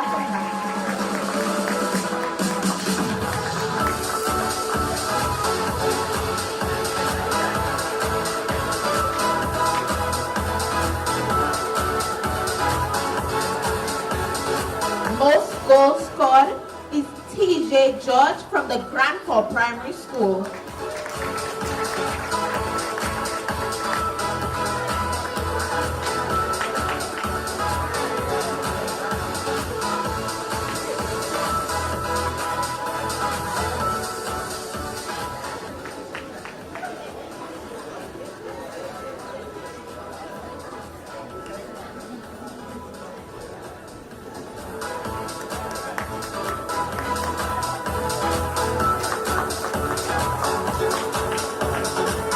The best goalkeeper is Clan Bruman from the Baroness Patricia Scotland and Thibault Combined Primary Schools.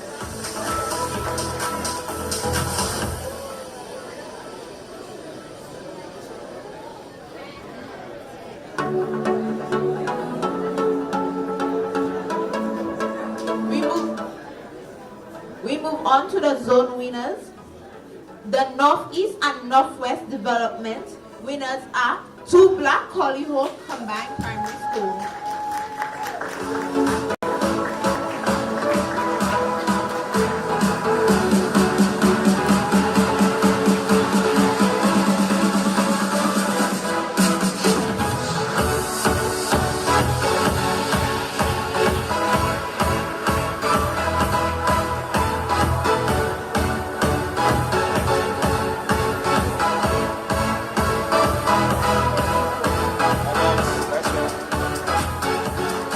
West Central and South Development winners are the Christian Union Primary School.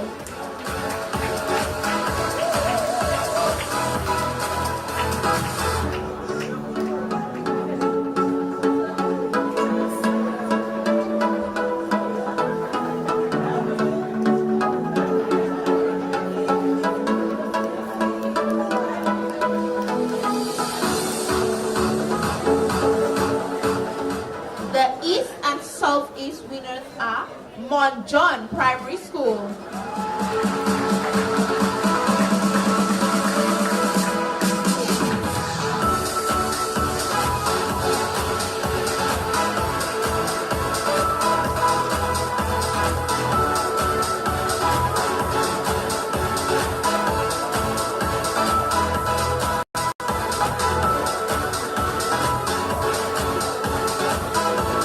Don't go too far because your runner-ups are also the Mont John Primary School.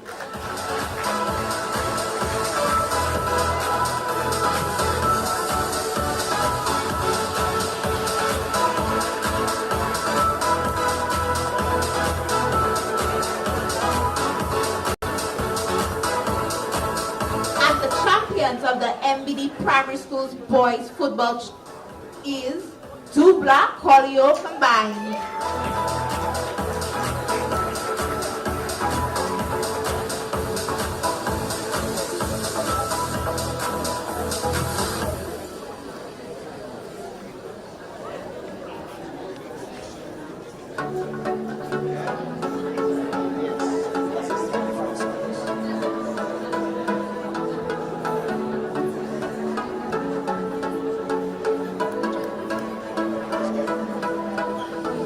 We are moving on to the MBD Primary Schools Boys Football Championship Division 1. The most valuable player is Jaden Victor from the Thibault, Baroness Patricia Scotland Primary School and the Penville Primary School combined.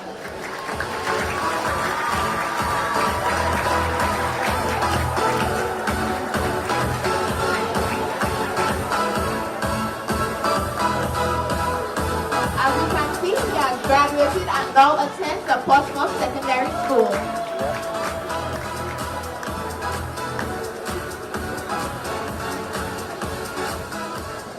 The runner-ups for Division 1 is the Granby Primary School.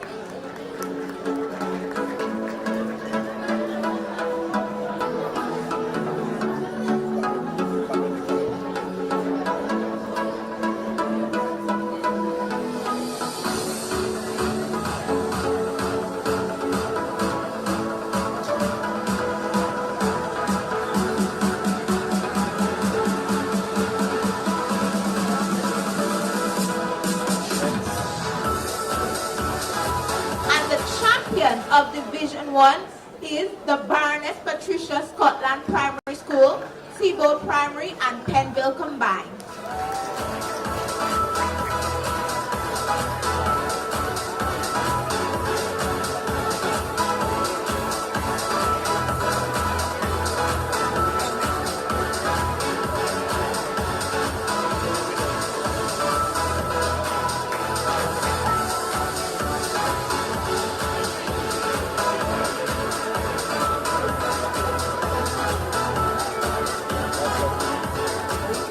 On to the zone winners. Valley Central, we have the St. Mary's Primary School.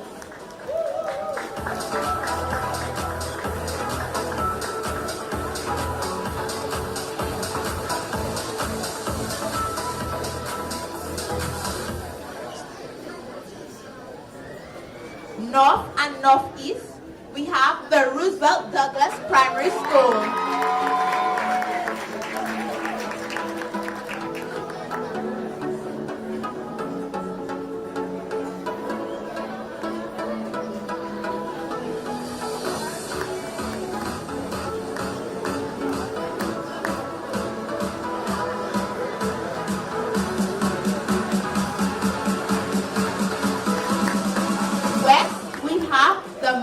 Primary School.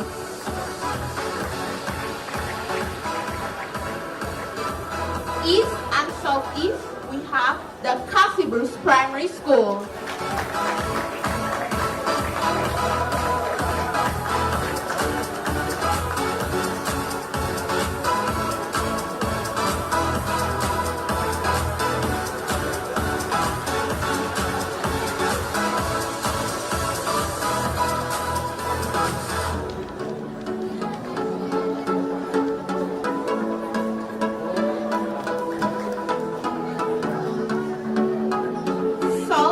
Southeast, we have the Granby Primary School.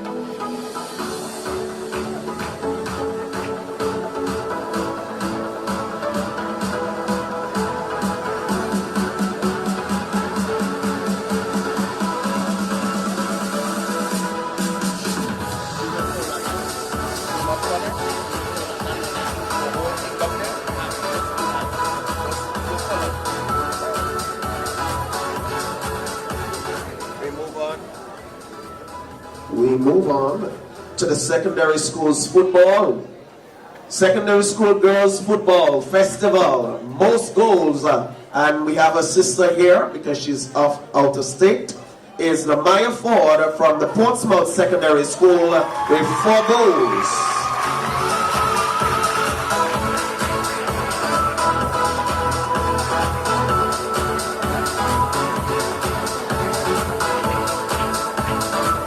Runners-up for the football festival among our girls is the Portsmouth Secondary School.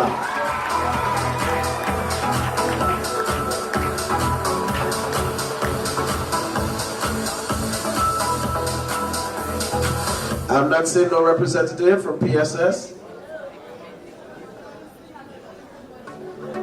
Please All recipients of awards, pay attention to the program so we can smooth nicely and flow nicely.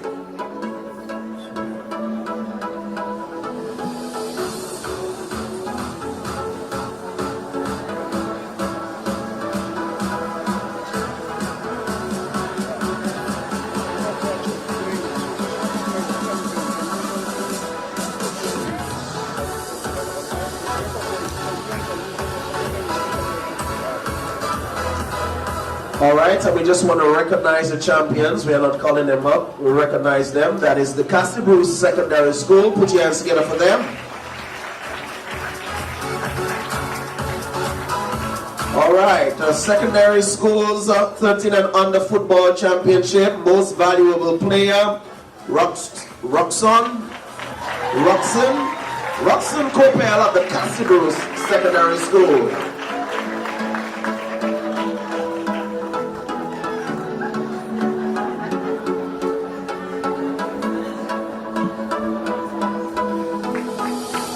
Will also receive the trophy for the most goals scored.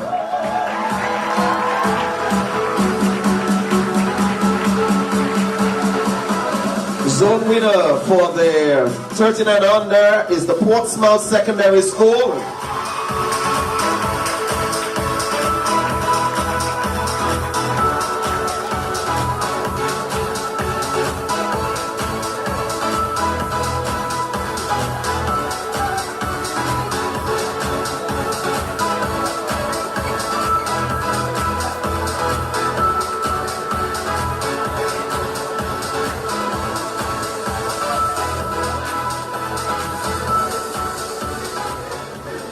Exciting finals that were carried live via the Dominican Broadcasting Station. The runners-up are also the Portsmouth Secondary School.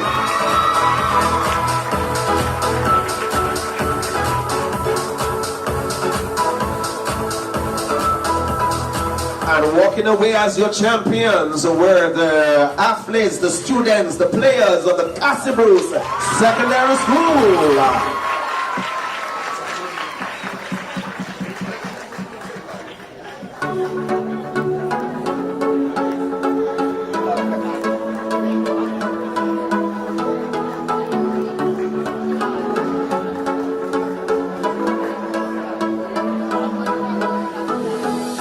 Yes, Castle Bruce is there in the numbers. It was a wonderful finals.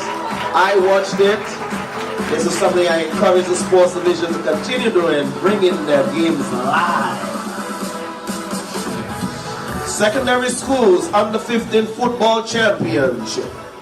Most valuable player, Taran George of the Castle Bruce Secondary School.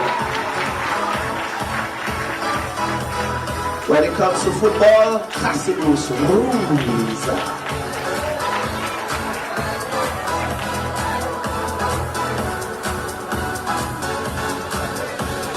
We also have the most goals going to Taran George as well. 11 goals.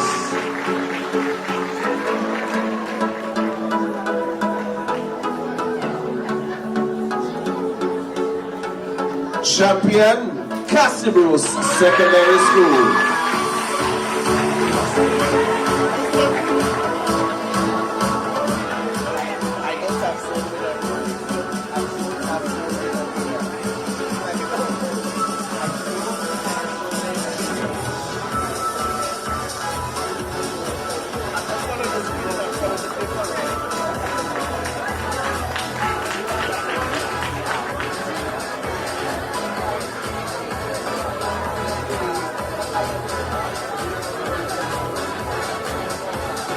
All right, so these are the zone winners from my understanding. Congratulations to them. Champion now? Yes? Champion, Castle Bruce Secondary School.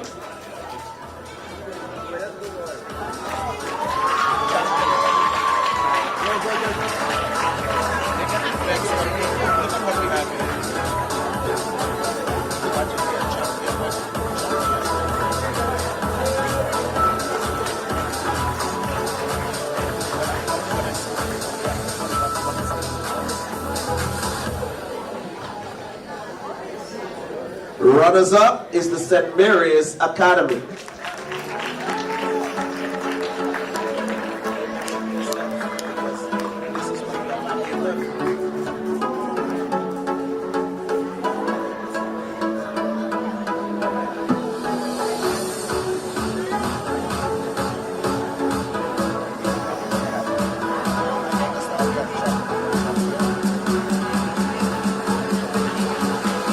Champion, Dominica Grammar School.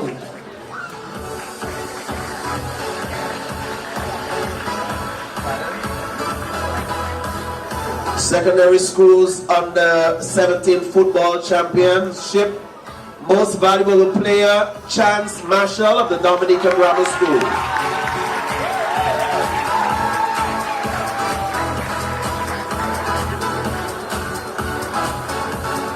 We were told that Chance had an accident, and so we want to wish him a speedy recovery. Most goals go to Kenneth Valmont of the Cassibrose Secondary School.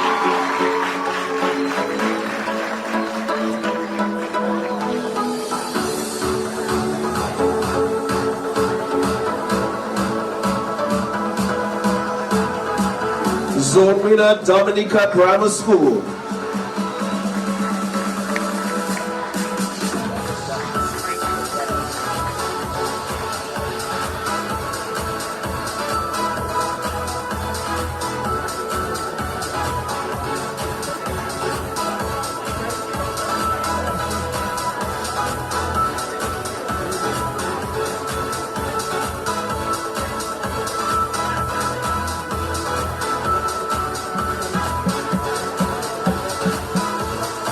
Runners-up, Cassibrose Secondary School. Not to go too far, not to go too far.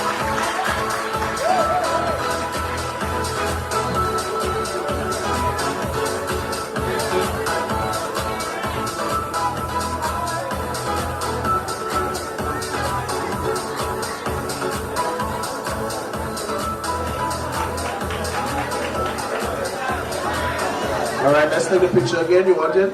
Yes, come.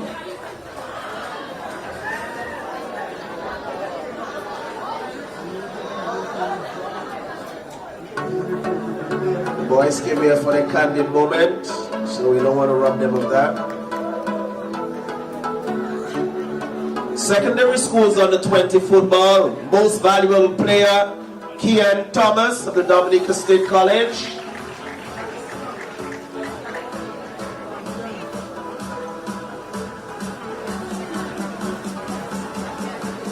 Champion School, Dominica Grammar School.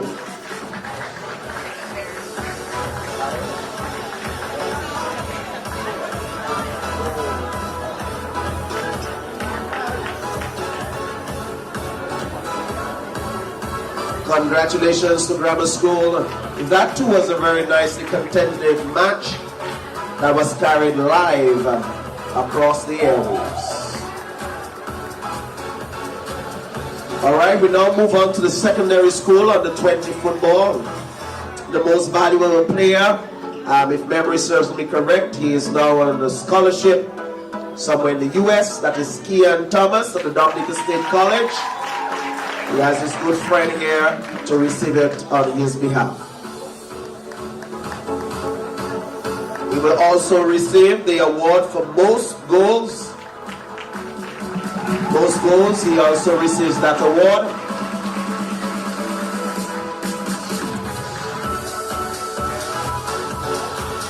Zone winners. In Zone A, we had the Dominica Grammar School.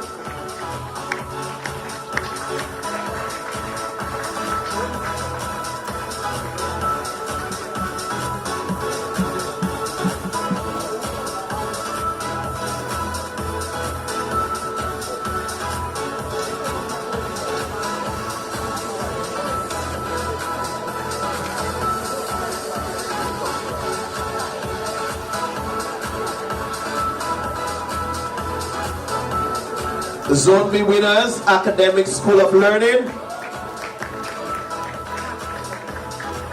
Do we have a representative for academics?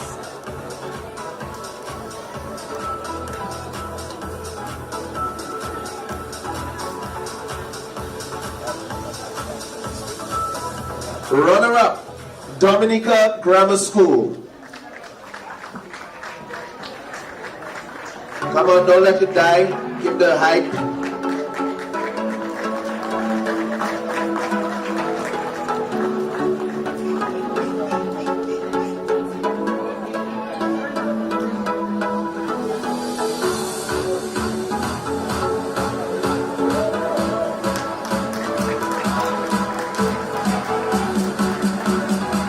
And your champion team comes from the Dominica State College 18.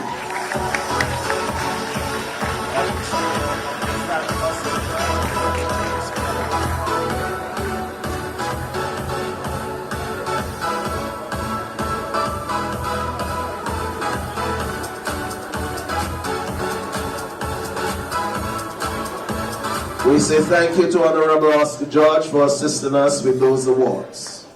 We would now like to call on Honorable Fenella Wenham Shepherd to assist us with the giving out of these awards. We are moving on to the Table Tennis Awards.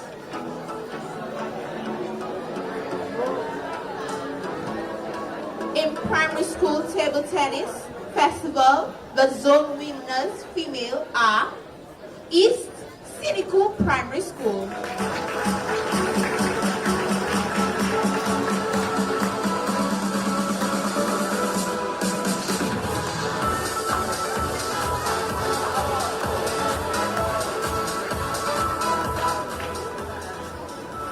South Grand Bay Primary School.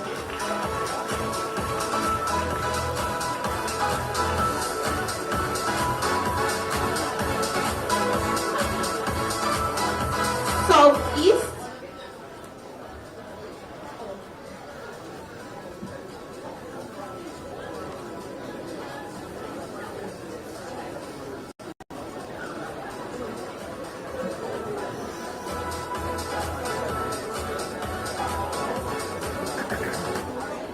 Southeast, we have the Delices Primary School. Northeast, we have the Wesley Primary School.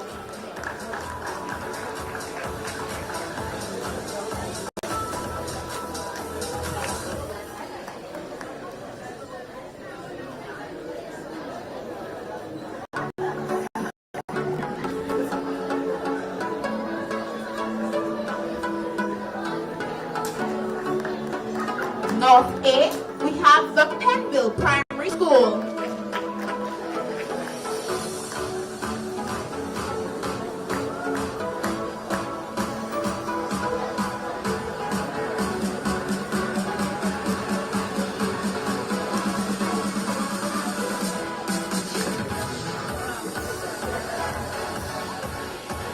North B, we have the St. John's Primary School.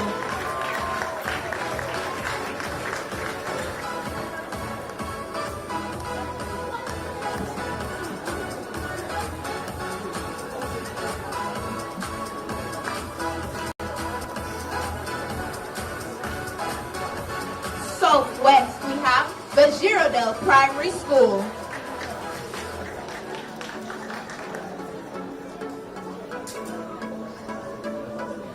The zone winners male. East, we have Cynical Primary School.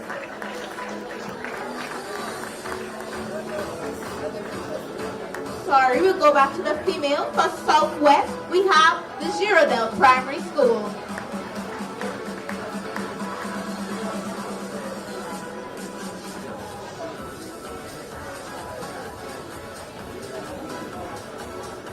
Now we move on to the zone winners male. From East, we have the Cynical Primary School.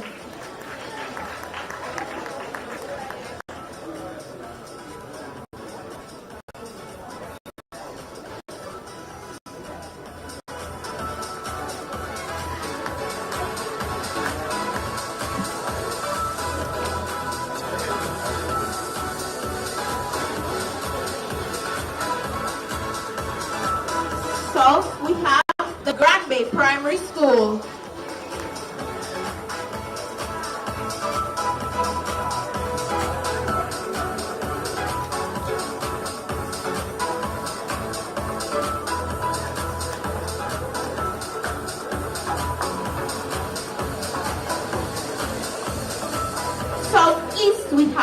the Mondon Primary School.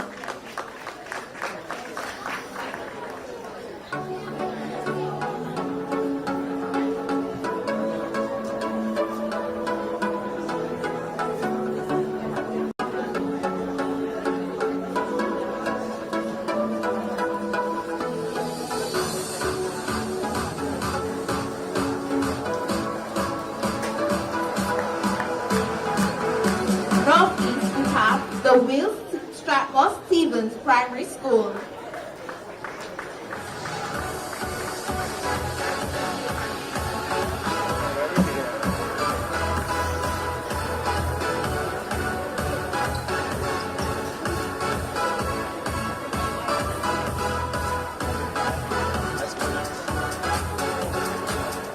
North A, we have the Penville Primary School.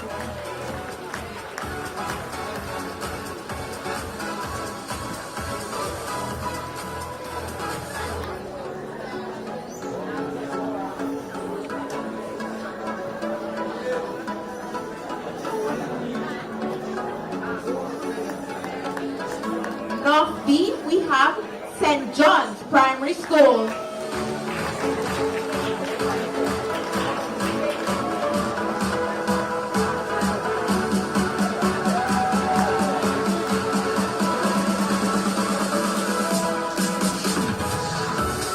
Southwest, we have the Mont Prosper Primary School.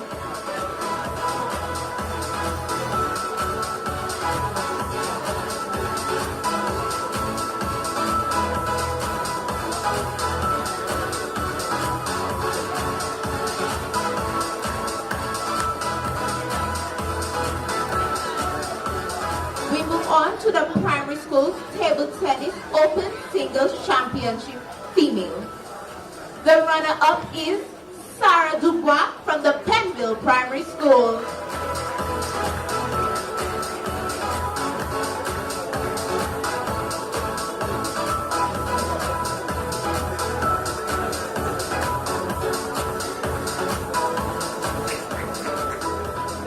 And the champion is Diana Joseph from the St. John's Primary School.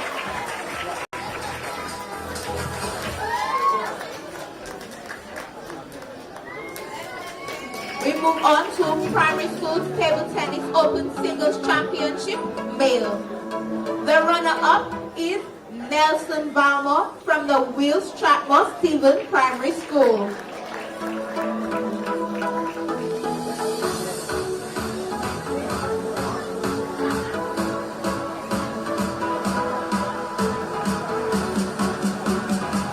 And the champion is Messiah Gaspar from the Will Stratmore Stevens Primary School.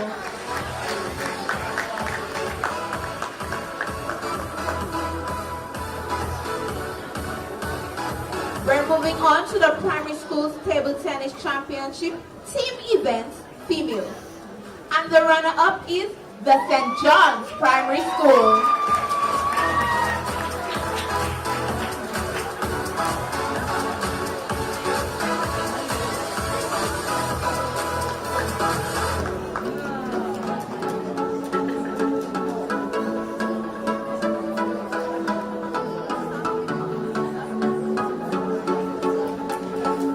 Champion is the Delicis Primary School.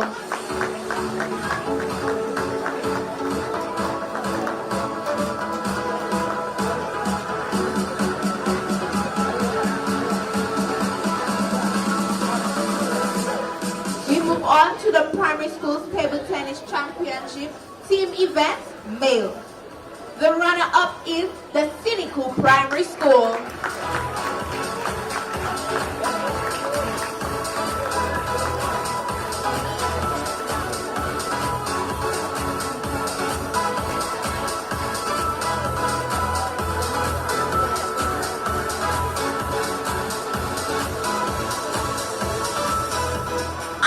Champions are the Will Stratmore Stevens Primary School.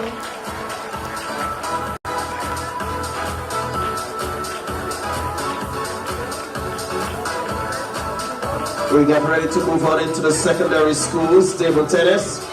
Secondary School's table tennis on the 14 female. Runner-up, Portsmouth Secondary School.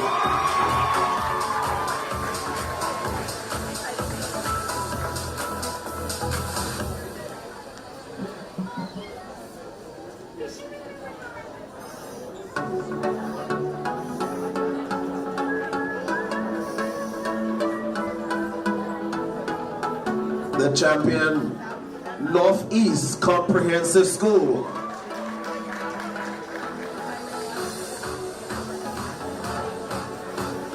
And we're losing the hype. We have to keep the hype going.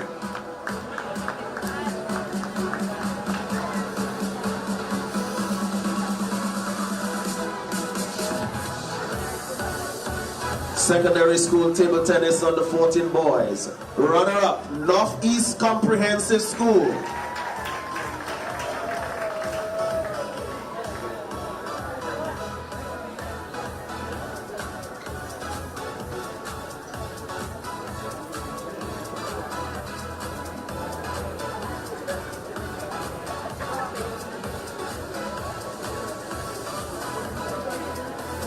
Well, Northeast came well prepared because they also took the championship trophy as they had two teams in that event. Northeast. So I guess one is B and one was A.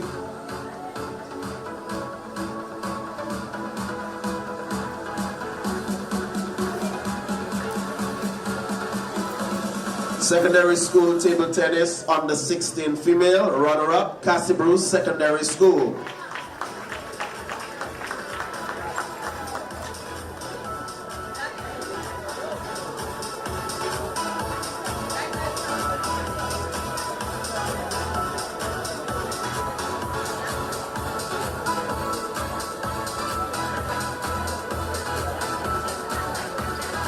The champions are the Northeast Comprehensive School.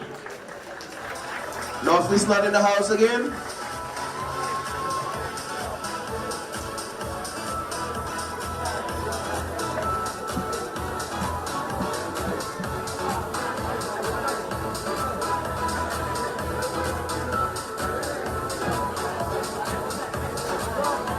Under 16 male runner-up, the Portsmouth Secondary School.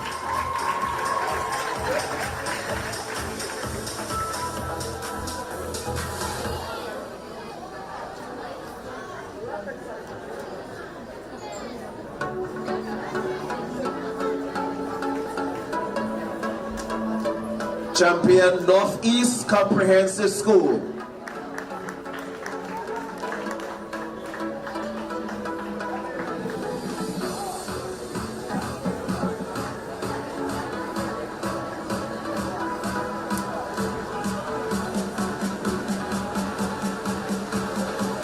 Under 20 female runner-up, Portsmouth Secondary School.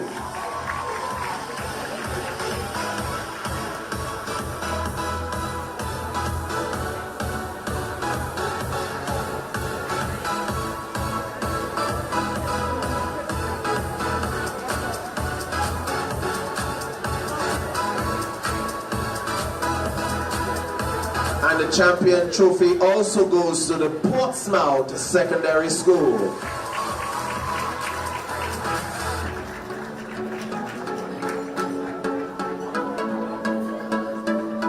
Under 20 males, runner-up, Isaiah Thomas Secondary School.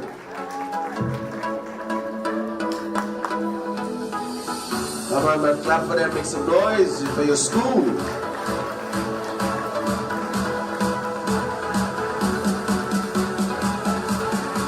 The championship trophy will go to the Portsmouth Secondary School.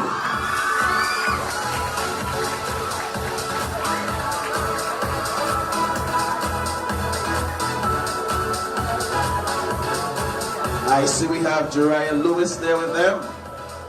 Past student at the Portsmouth Secondary School, now a present student at the Dominica State College.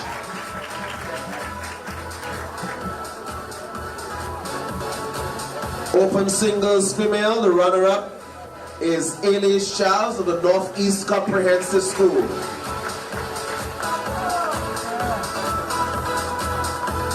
Was happy to have Ellie serving with us there on the 13 and under netball as our team captain. Champion female, Lamaya Ford of the Portsmouth Secondary School. Her sister is going to receive it on her behalf.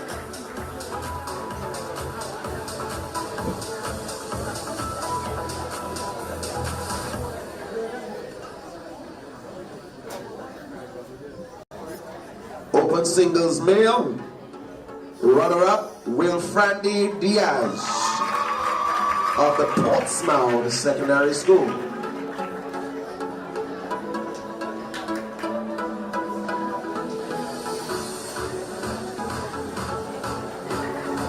Champion male, Jeriah Lewis, present student now at the Dominican State College, but past student of the Portsmouth Secondary School.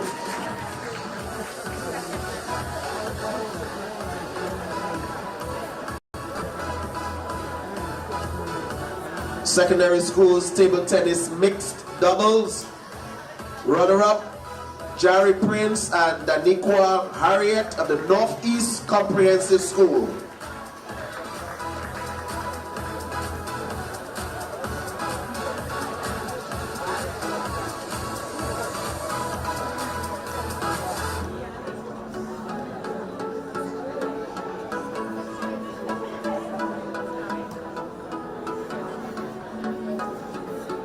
Champions for the mixed double, you have Lamaya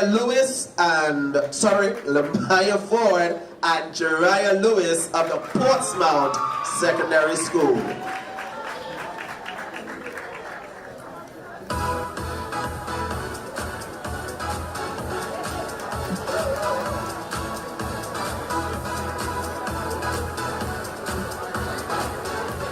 We say thank you to the Honorable Fidel Wenham Shepherd for assisting us with those awards. At this time, we will call our keynote speaker to assist us with these awards. Mr. Kavem Hodge will assist us with the cricket awards. Secondary schools cricket zone winners, under 15, Northeast Comprehensive School.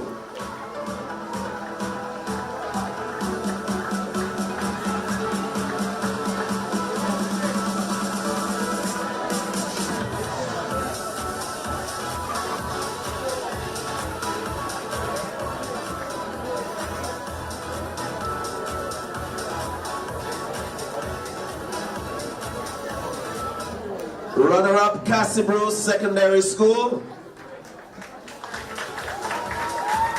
Under 15 cricket, Cassibro Secondary School.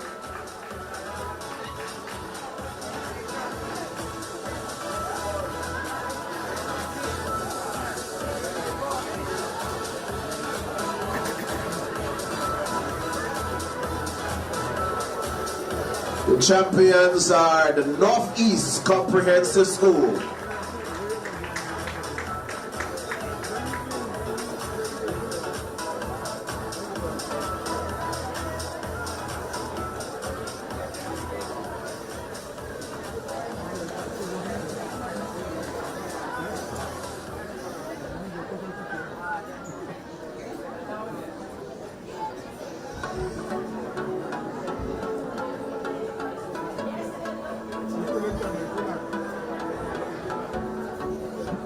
Moving on to the under 20 category. Winner of the zone is the A team from the Dominica State College.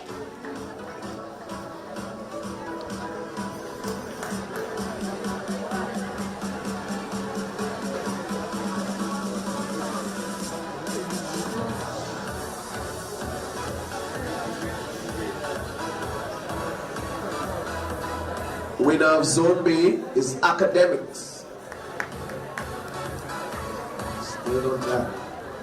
Runner-up, Dominica Grammar School.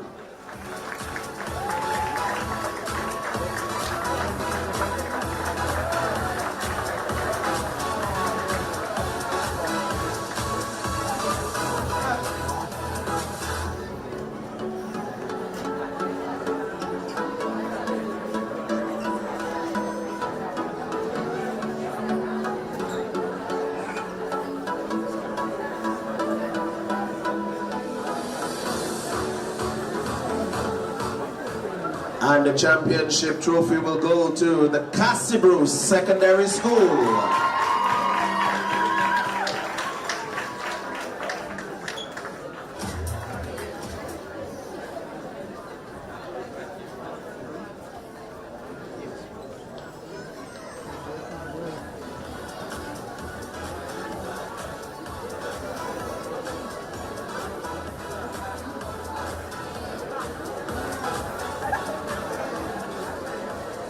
We move on to the secondary school U15 cricket championship. Best wicket keeper, Jean Benjamin from Cassibru Secondary School.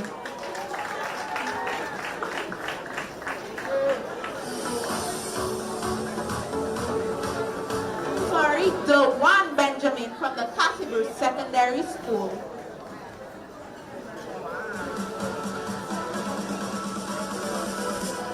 Most wickets, Helen Christmas from the Northeast Comprehensive School with 15 for 55.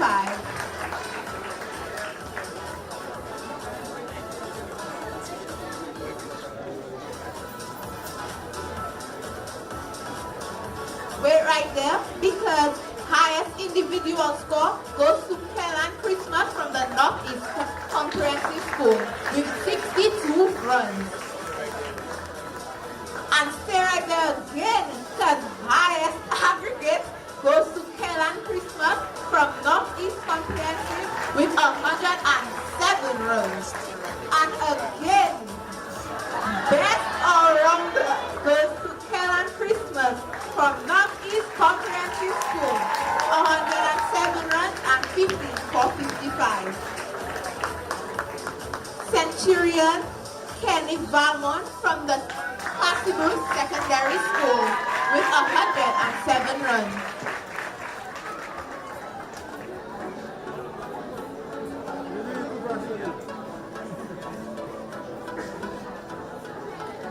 Under 20 cricket, best wicket keeper, Luvio Charles of the Dominica State College.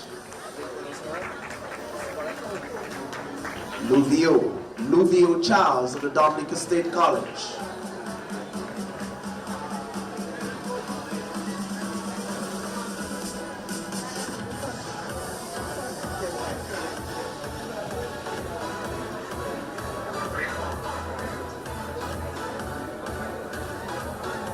That's a representative. Most wickets goes to Jason Vidal of the Dominica State College, 27 for 107 runs.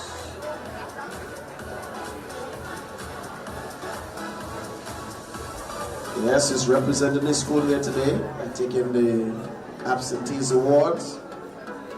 Highest individual score goes to Kenneth Valmont of the Cassibru Secondary School. He made 108 runs.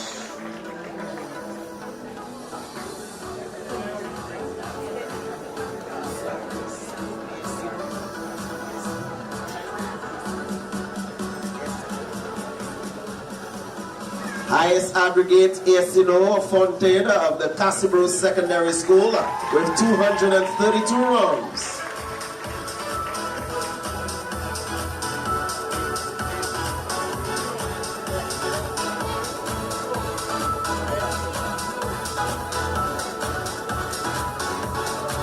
Best all-rounder also go to Asino Fontaine of the Cassibru Secondary School, 232 runs and 10 for 88 runs. We say thank you to Mr. Kevin Hodge for assisting us with those awards. We now call Honorable Gary Lloyd to help us distribute the volleyball awards. We start with primary schools volleyball. Your zone winners, female, are West,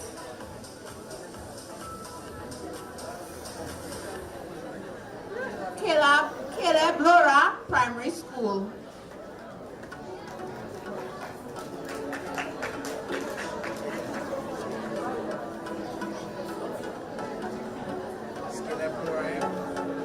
Caleb Laura, are they here? No? We move on to West Male Grand Park Primary School. Let's get the energy up, guys.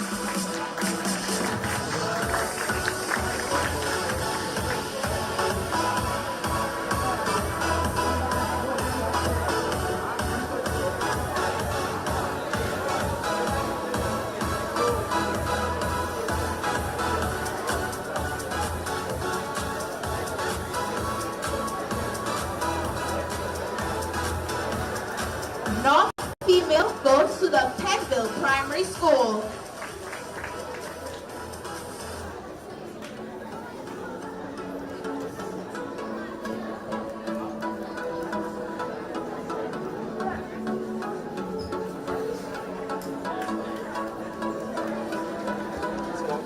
North male goes to the Cynical Primary School.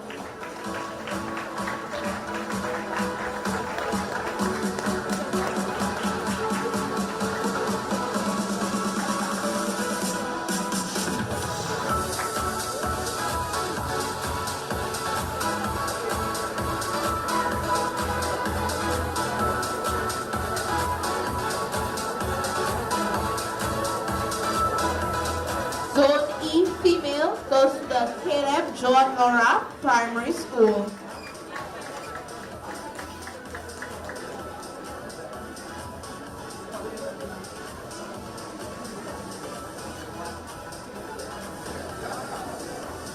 Okay, we are moving on to the secondary schools volleyball.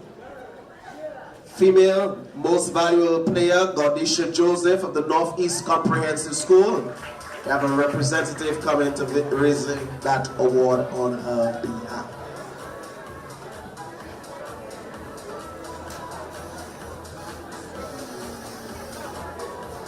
Zone A, female winner, Dominica State College.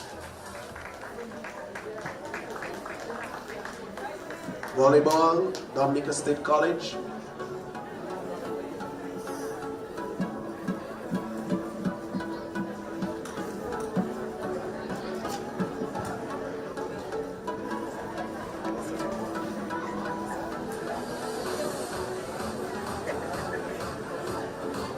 That's Kelda Sorrento. She was part of our volleyball team across there at the Windward Island School Games.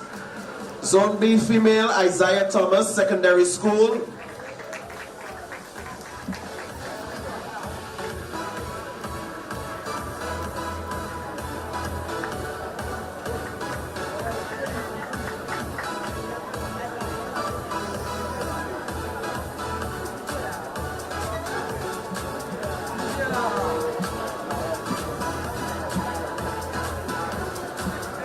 Runner-up female, Isaiah Thomas, Secondary School.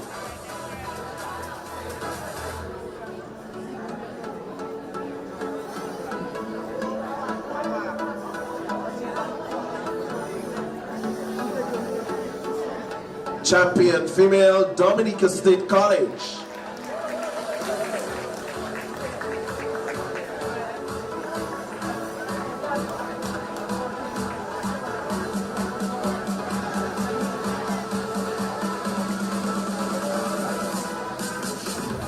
Volleyball male, most valuable player, Amani Francis of the Dominica State College.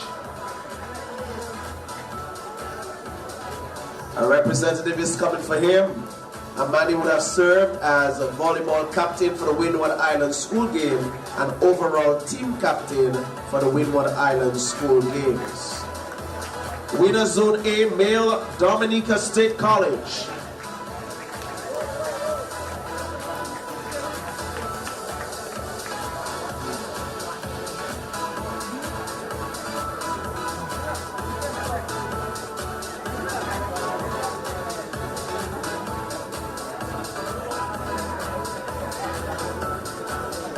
Winner Zone B, Isaiah Thomas, Secondary School.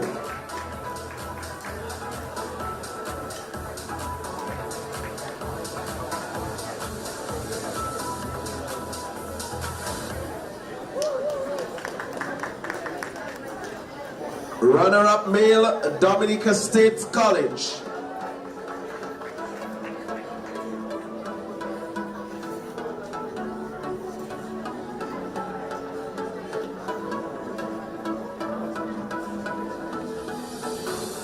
We're losing the energy, folks. Bring back the energy.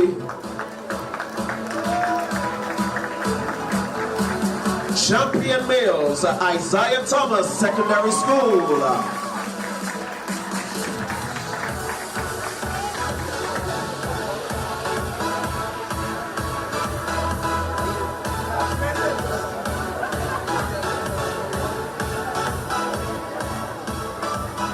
Thank you, Honorable Director.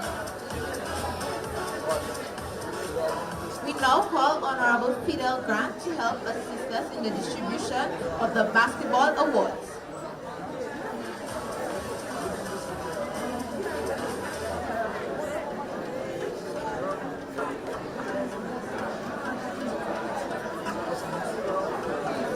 We start with secondary schools basketball with the U15 Basketball Festival for females. The most valuable player is Ricara Prescott from the Cassidy Secondary School.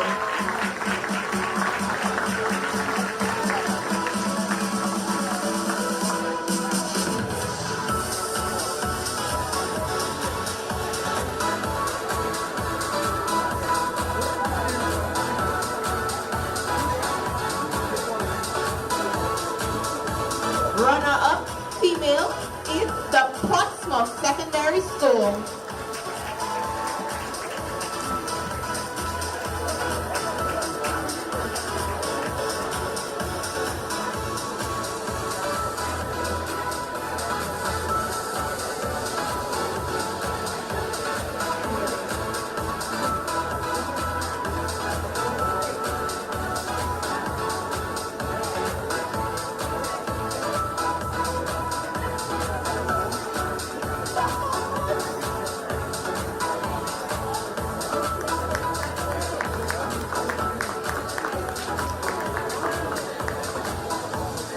And the champion of the U15 Basketball Festival is the Cassidy Secondary School.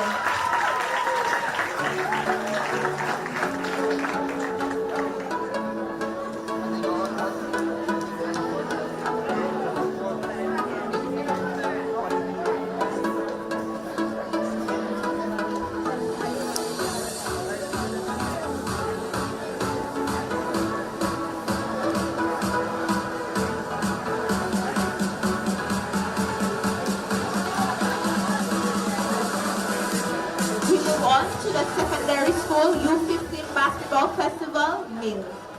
The most valuable player is Mariano Brown from the St. Mary's Academy.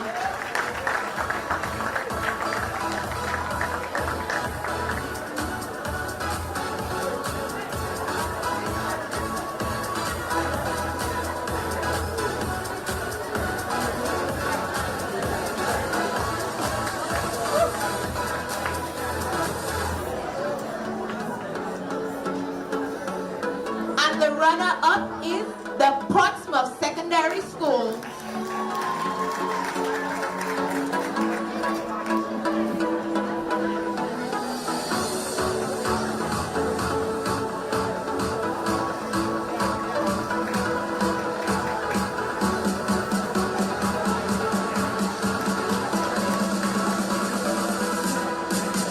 And your U15 champion basketballers are the St. Mary's Academy.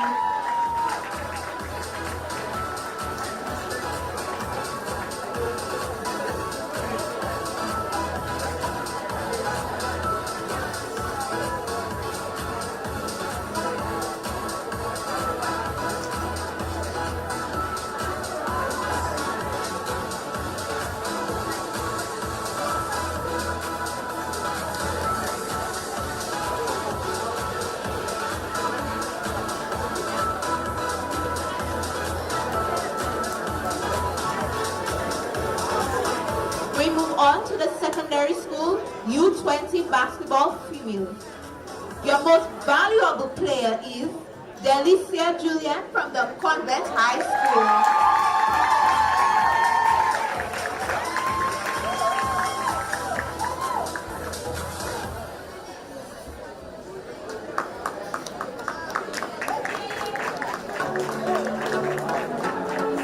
And the top scorer is Lemaya Ford from the Portsmouth Secondary School.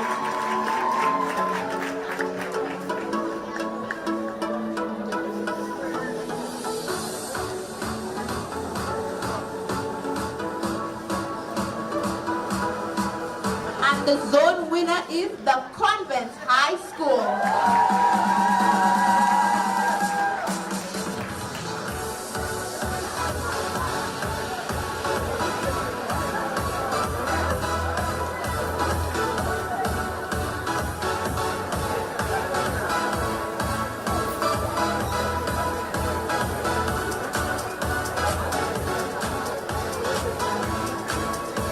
Stay right there because the runner-ups are the Convent High School.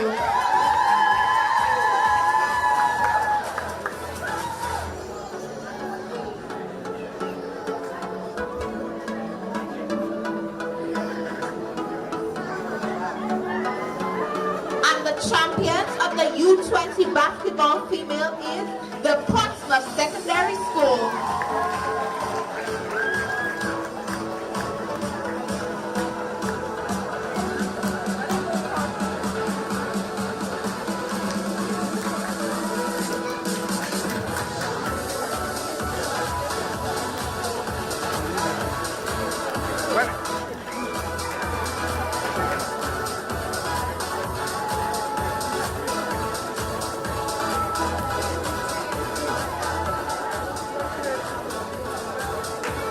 And secondary school U20 basketball male, the most valuable player is Meshach Dubule from the Isaiah Thomas Secondary School.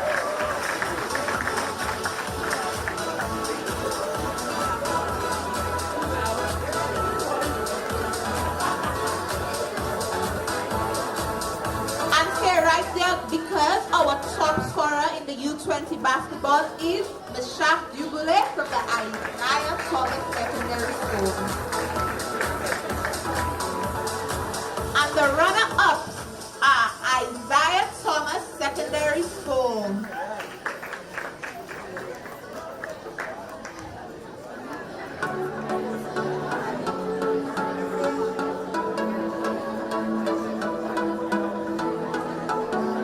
And the zone winner is the Dominica State College.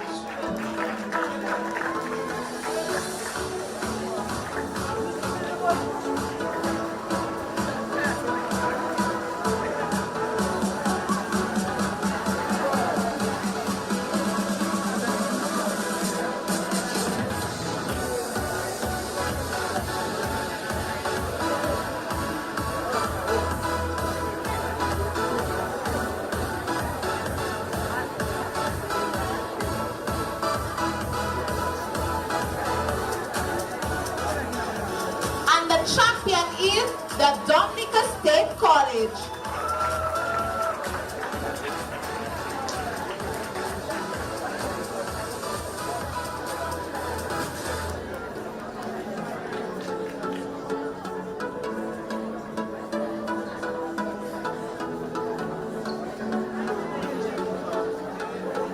We will now do the primary school mini basketball female. The zone winner is from Northeast Will Stratmore Stevens Primary School.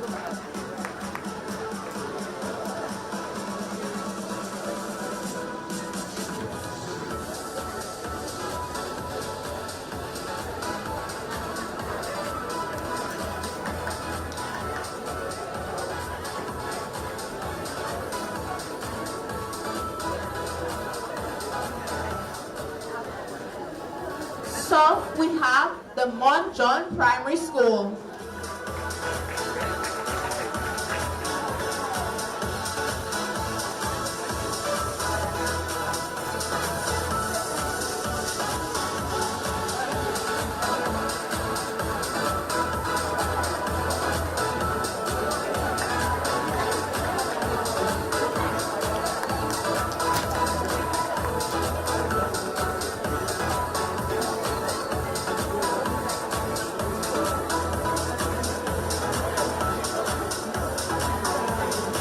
Northeast male, we have the Will Stratmore Stevens Primary School.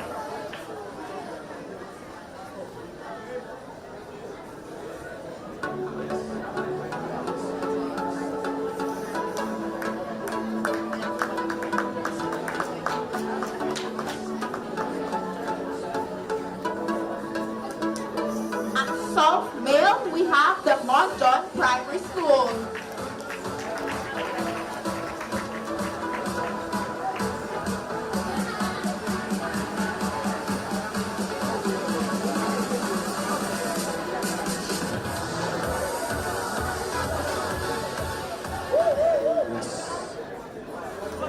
Yes.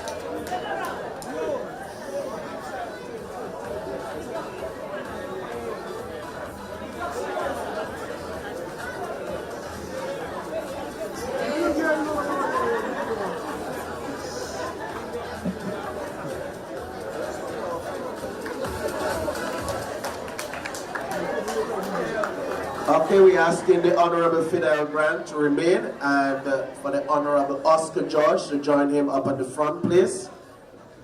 The Sports Division is pleased to announce that this year we are adding an additional award. And this award is going to be presented to the top primary school and the top secondary school. Those that have been put forward for the School of the Year in Sports Primary School nominees are Cynical Primary School. We're just applauding them, eh? We're not calling them yet. The next one, the St. John's Primary School. And lastly, among the three nominees, we have the Will Stratmore Primary School. And the winner is, over to you, Honorable Oscar George. He's opening to go announce.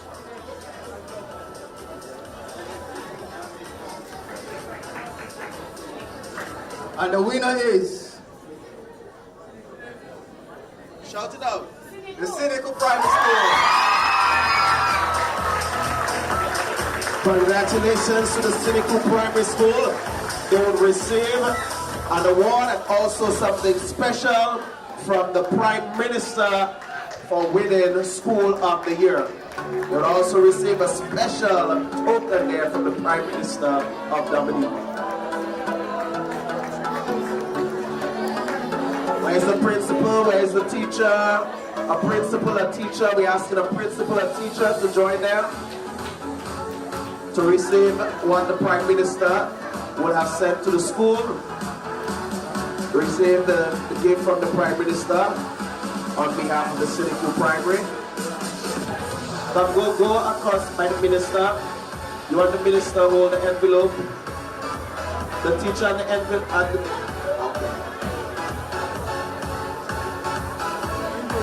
All right.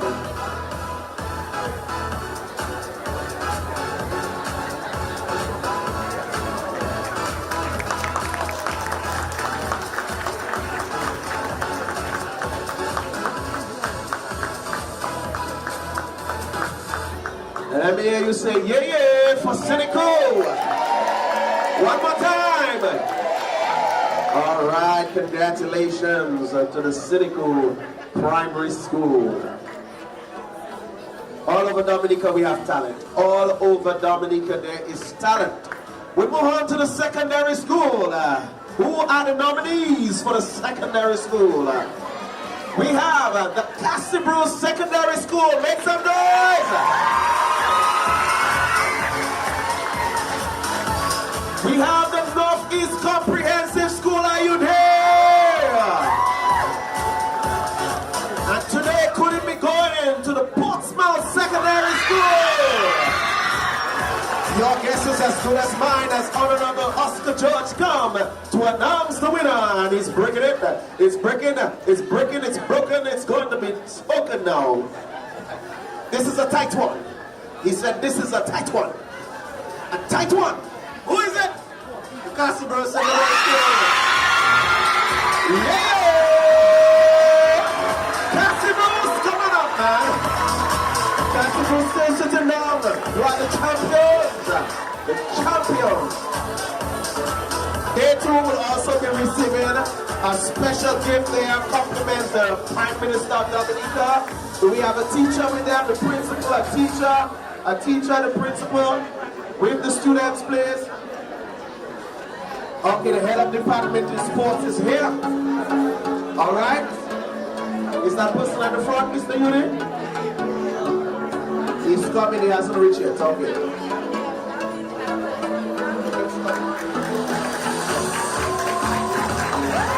Hey, Cassidy's champions! Do we have the champions, sir? Where the champions are? You can't find that for me now. Look for it, man. That is the song we need playing right now. Champion. Let me hear you say champions! Yes, man. In order for you to win this award, people, participate in all the sports division activities. Participate. Because you see, not coming only with an award, it's coming with something from the Prime Minister. Yes, that you can use. So you have to participate in all the awards. Come on, do the dance, that you go in Cassidy. Do the dance, do the dance. Thank you, Honorable Oscar George and Honorable Fidel Grant, for your assistance. Champion. Oh yes, Cassidy did it in a big way. Honorable Oscar George said that one was a tight one. Participate in all the sports division activities for this academic year. Don't miss out. Neither in the primary, neither in the secondary. Do not miss out. At this time, who do we call my host?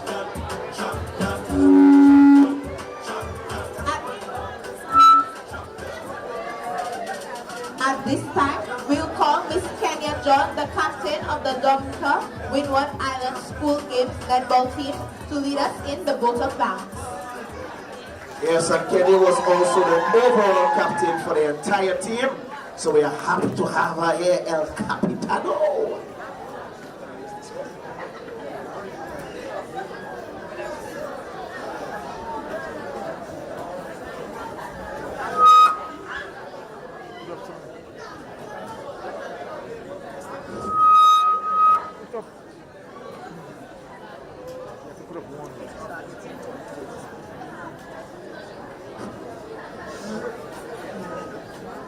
Good afternoon, everyone.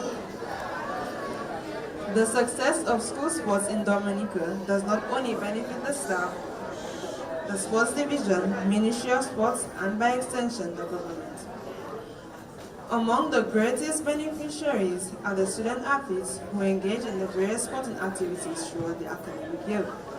For this reason, it pleases me greatly to be the one selected to deliver these words as an expression of our gratitude. To the representative of the Honorable Prime Minister, we are indeed grateful to you for gracing us with your presence and for your words of encouragement. Honorable Greta Roberts, we are always honored whenever we are graced with your presence, and today, coupled with your remarks, give us even greater pleasure. To the Honorable Fenella Wenham Shepherd, we are pleased with the comfort of the venue situated in your constituency and the remarks as parliamentary representative. They both made us feel truly welcome and trust that your constituency will be considered for hosting for future ceremonies for the School Sports Award. To the Honorable Oscar George and all the other members of Cabinet, taking your time off your busy schedules to honor our achievements has surely inspired us for greater heights. Your efforts and sacrifice are indeed appreciated. To you, Mr. Shillingford, today's award ceremony was a testament to your continued efforts in treating us students, athletes, as special. Our palates have been wet and we are inspired to achieve even greater things. Therefore, we say a resounding thank you to you and your staff since you spared no effort towards our development. Mr. Calvin Hodge, We are not merely expressing our gratitude to you for your presence and wonderfully delivered keynote address. Like us, you were once a student athlete and now you're a sports ambassador, having reached the highest level there is in your sporting choice. That alone is enough to inspire us. Therefore, we say thank you to us. Thank you and thank you. To the various contributors to today's program, I say thank you on behalf of those of us in the audience and the authorities to whom you have volunteered your services. As we reflect on today's theme, honoring achievement, inspiring greatness, we are reminded of the many contributions that we made towards our development and participation in sport during the academic year 2024 to 2025. These contributions were made by various organizations, officials, entities, government departments, and individuals. As I express the sentiment of gratitude, I direct your partial attention to the screen for a glance at the list of many contributions. To the management of the American Canadian School of Medicine, we say thank you for allowing us the use of your facilities to complement the quality nature of today's prize-giving ceremony. As I end, I say a special thank you for the opportunities granted to us and those who embrace the opportunity. So to our coaches, teachers, principals, and parents, we say thank you, and I trust by our expressions of gratitude, among other reasons, you will continue to afford us such opportunities as we could be a part of ceremonies for this sort in the future. I trust that as I make my way off the stage, no one has been left out, including our Masters of Ceremony. However, if pre-adventure I did, I pause again to say a big thank you to one and all. I thank you. And we say thank you to the one who gave us the vote of thanks, Ms. Kenya John. Thank you very much. At this time, we're going to invite you to go to the university canteen, where you'll be served some light refreshment. We thank you for your participation in this year's 30th Annual School Sports Awards. Okay, hold on. Please hold on. We would like to allow our honorable ministers to leave first. Can you assist us there, sports division staff? Tell the students to hold up. They hold up.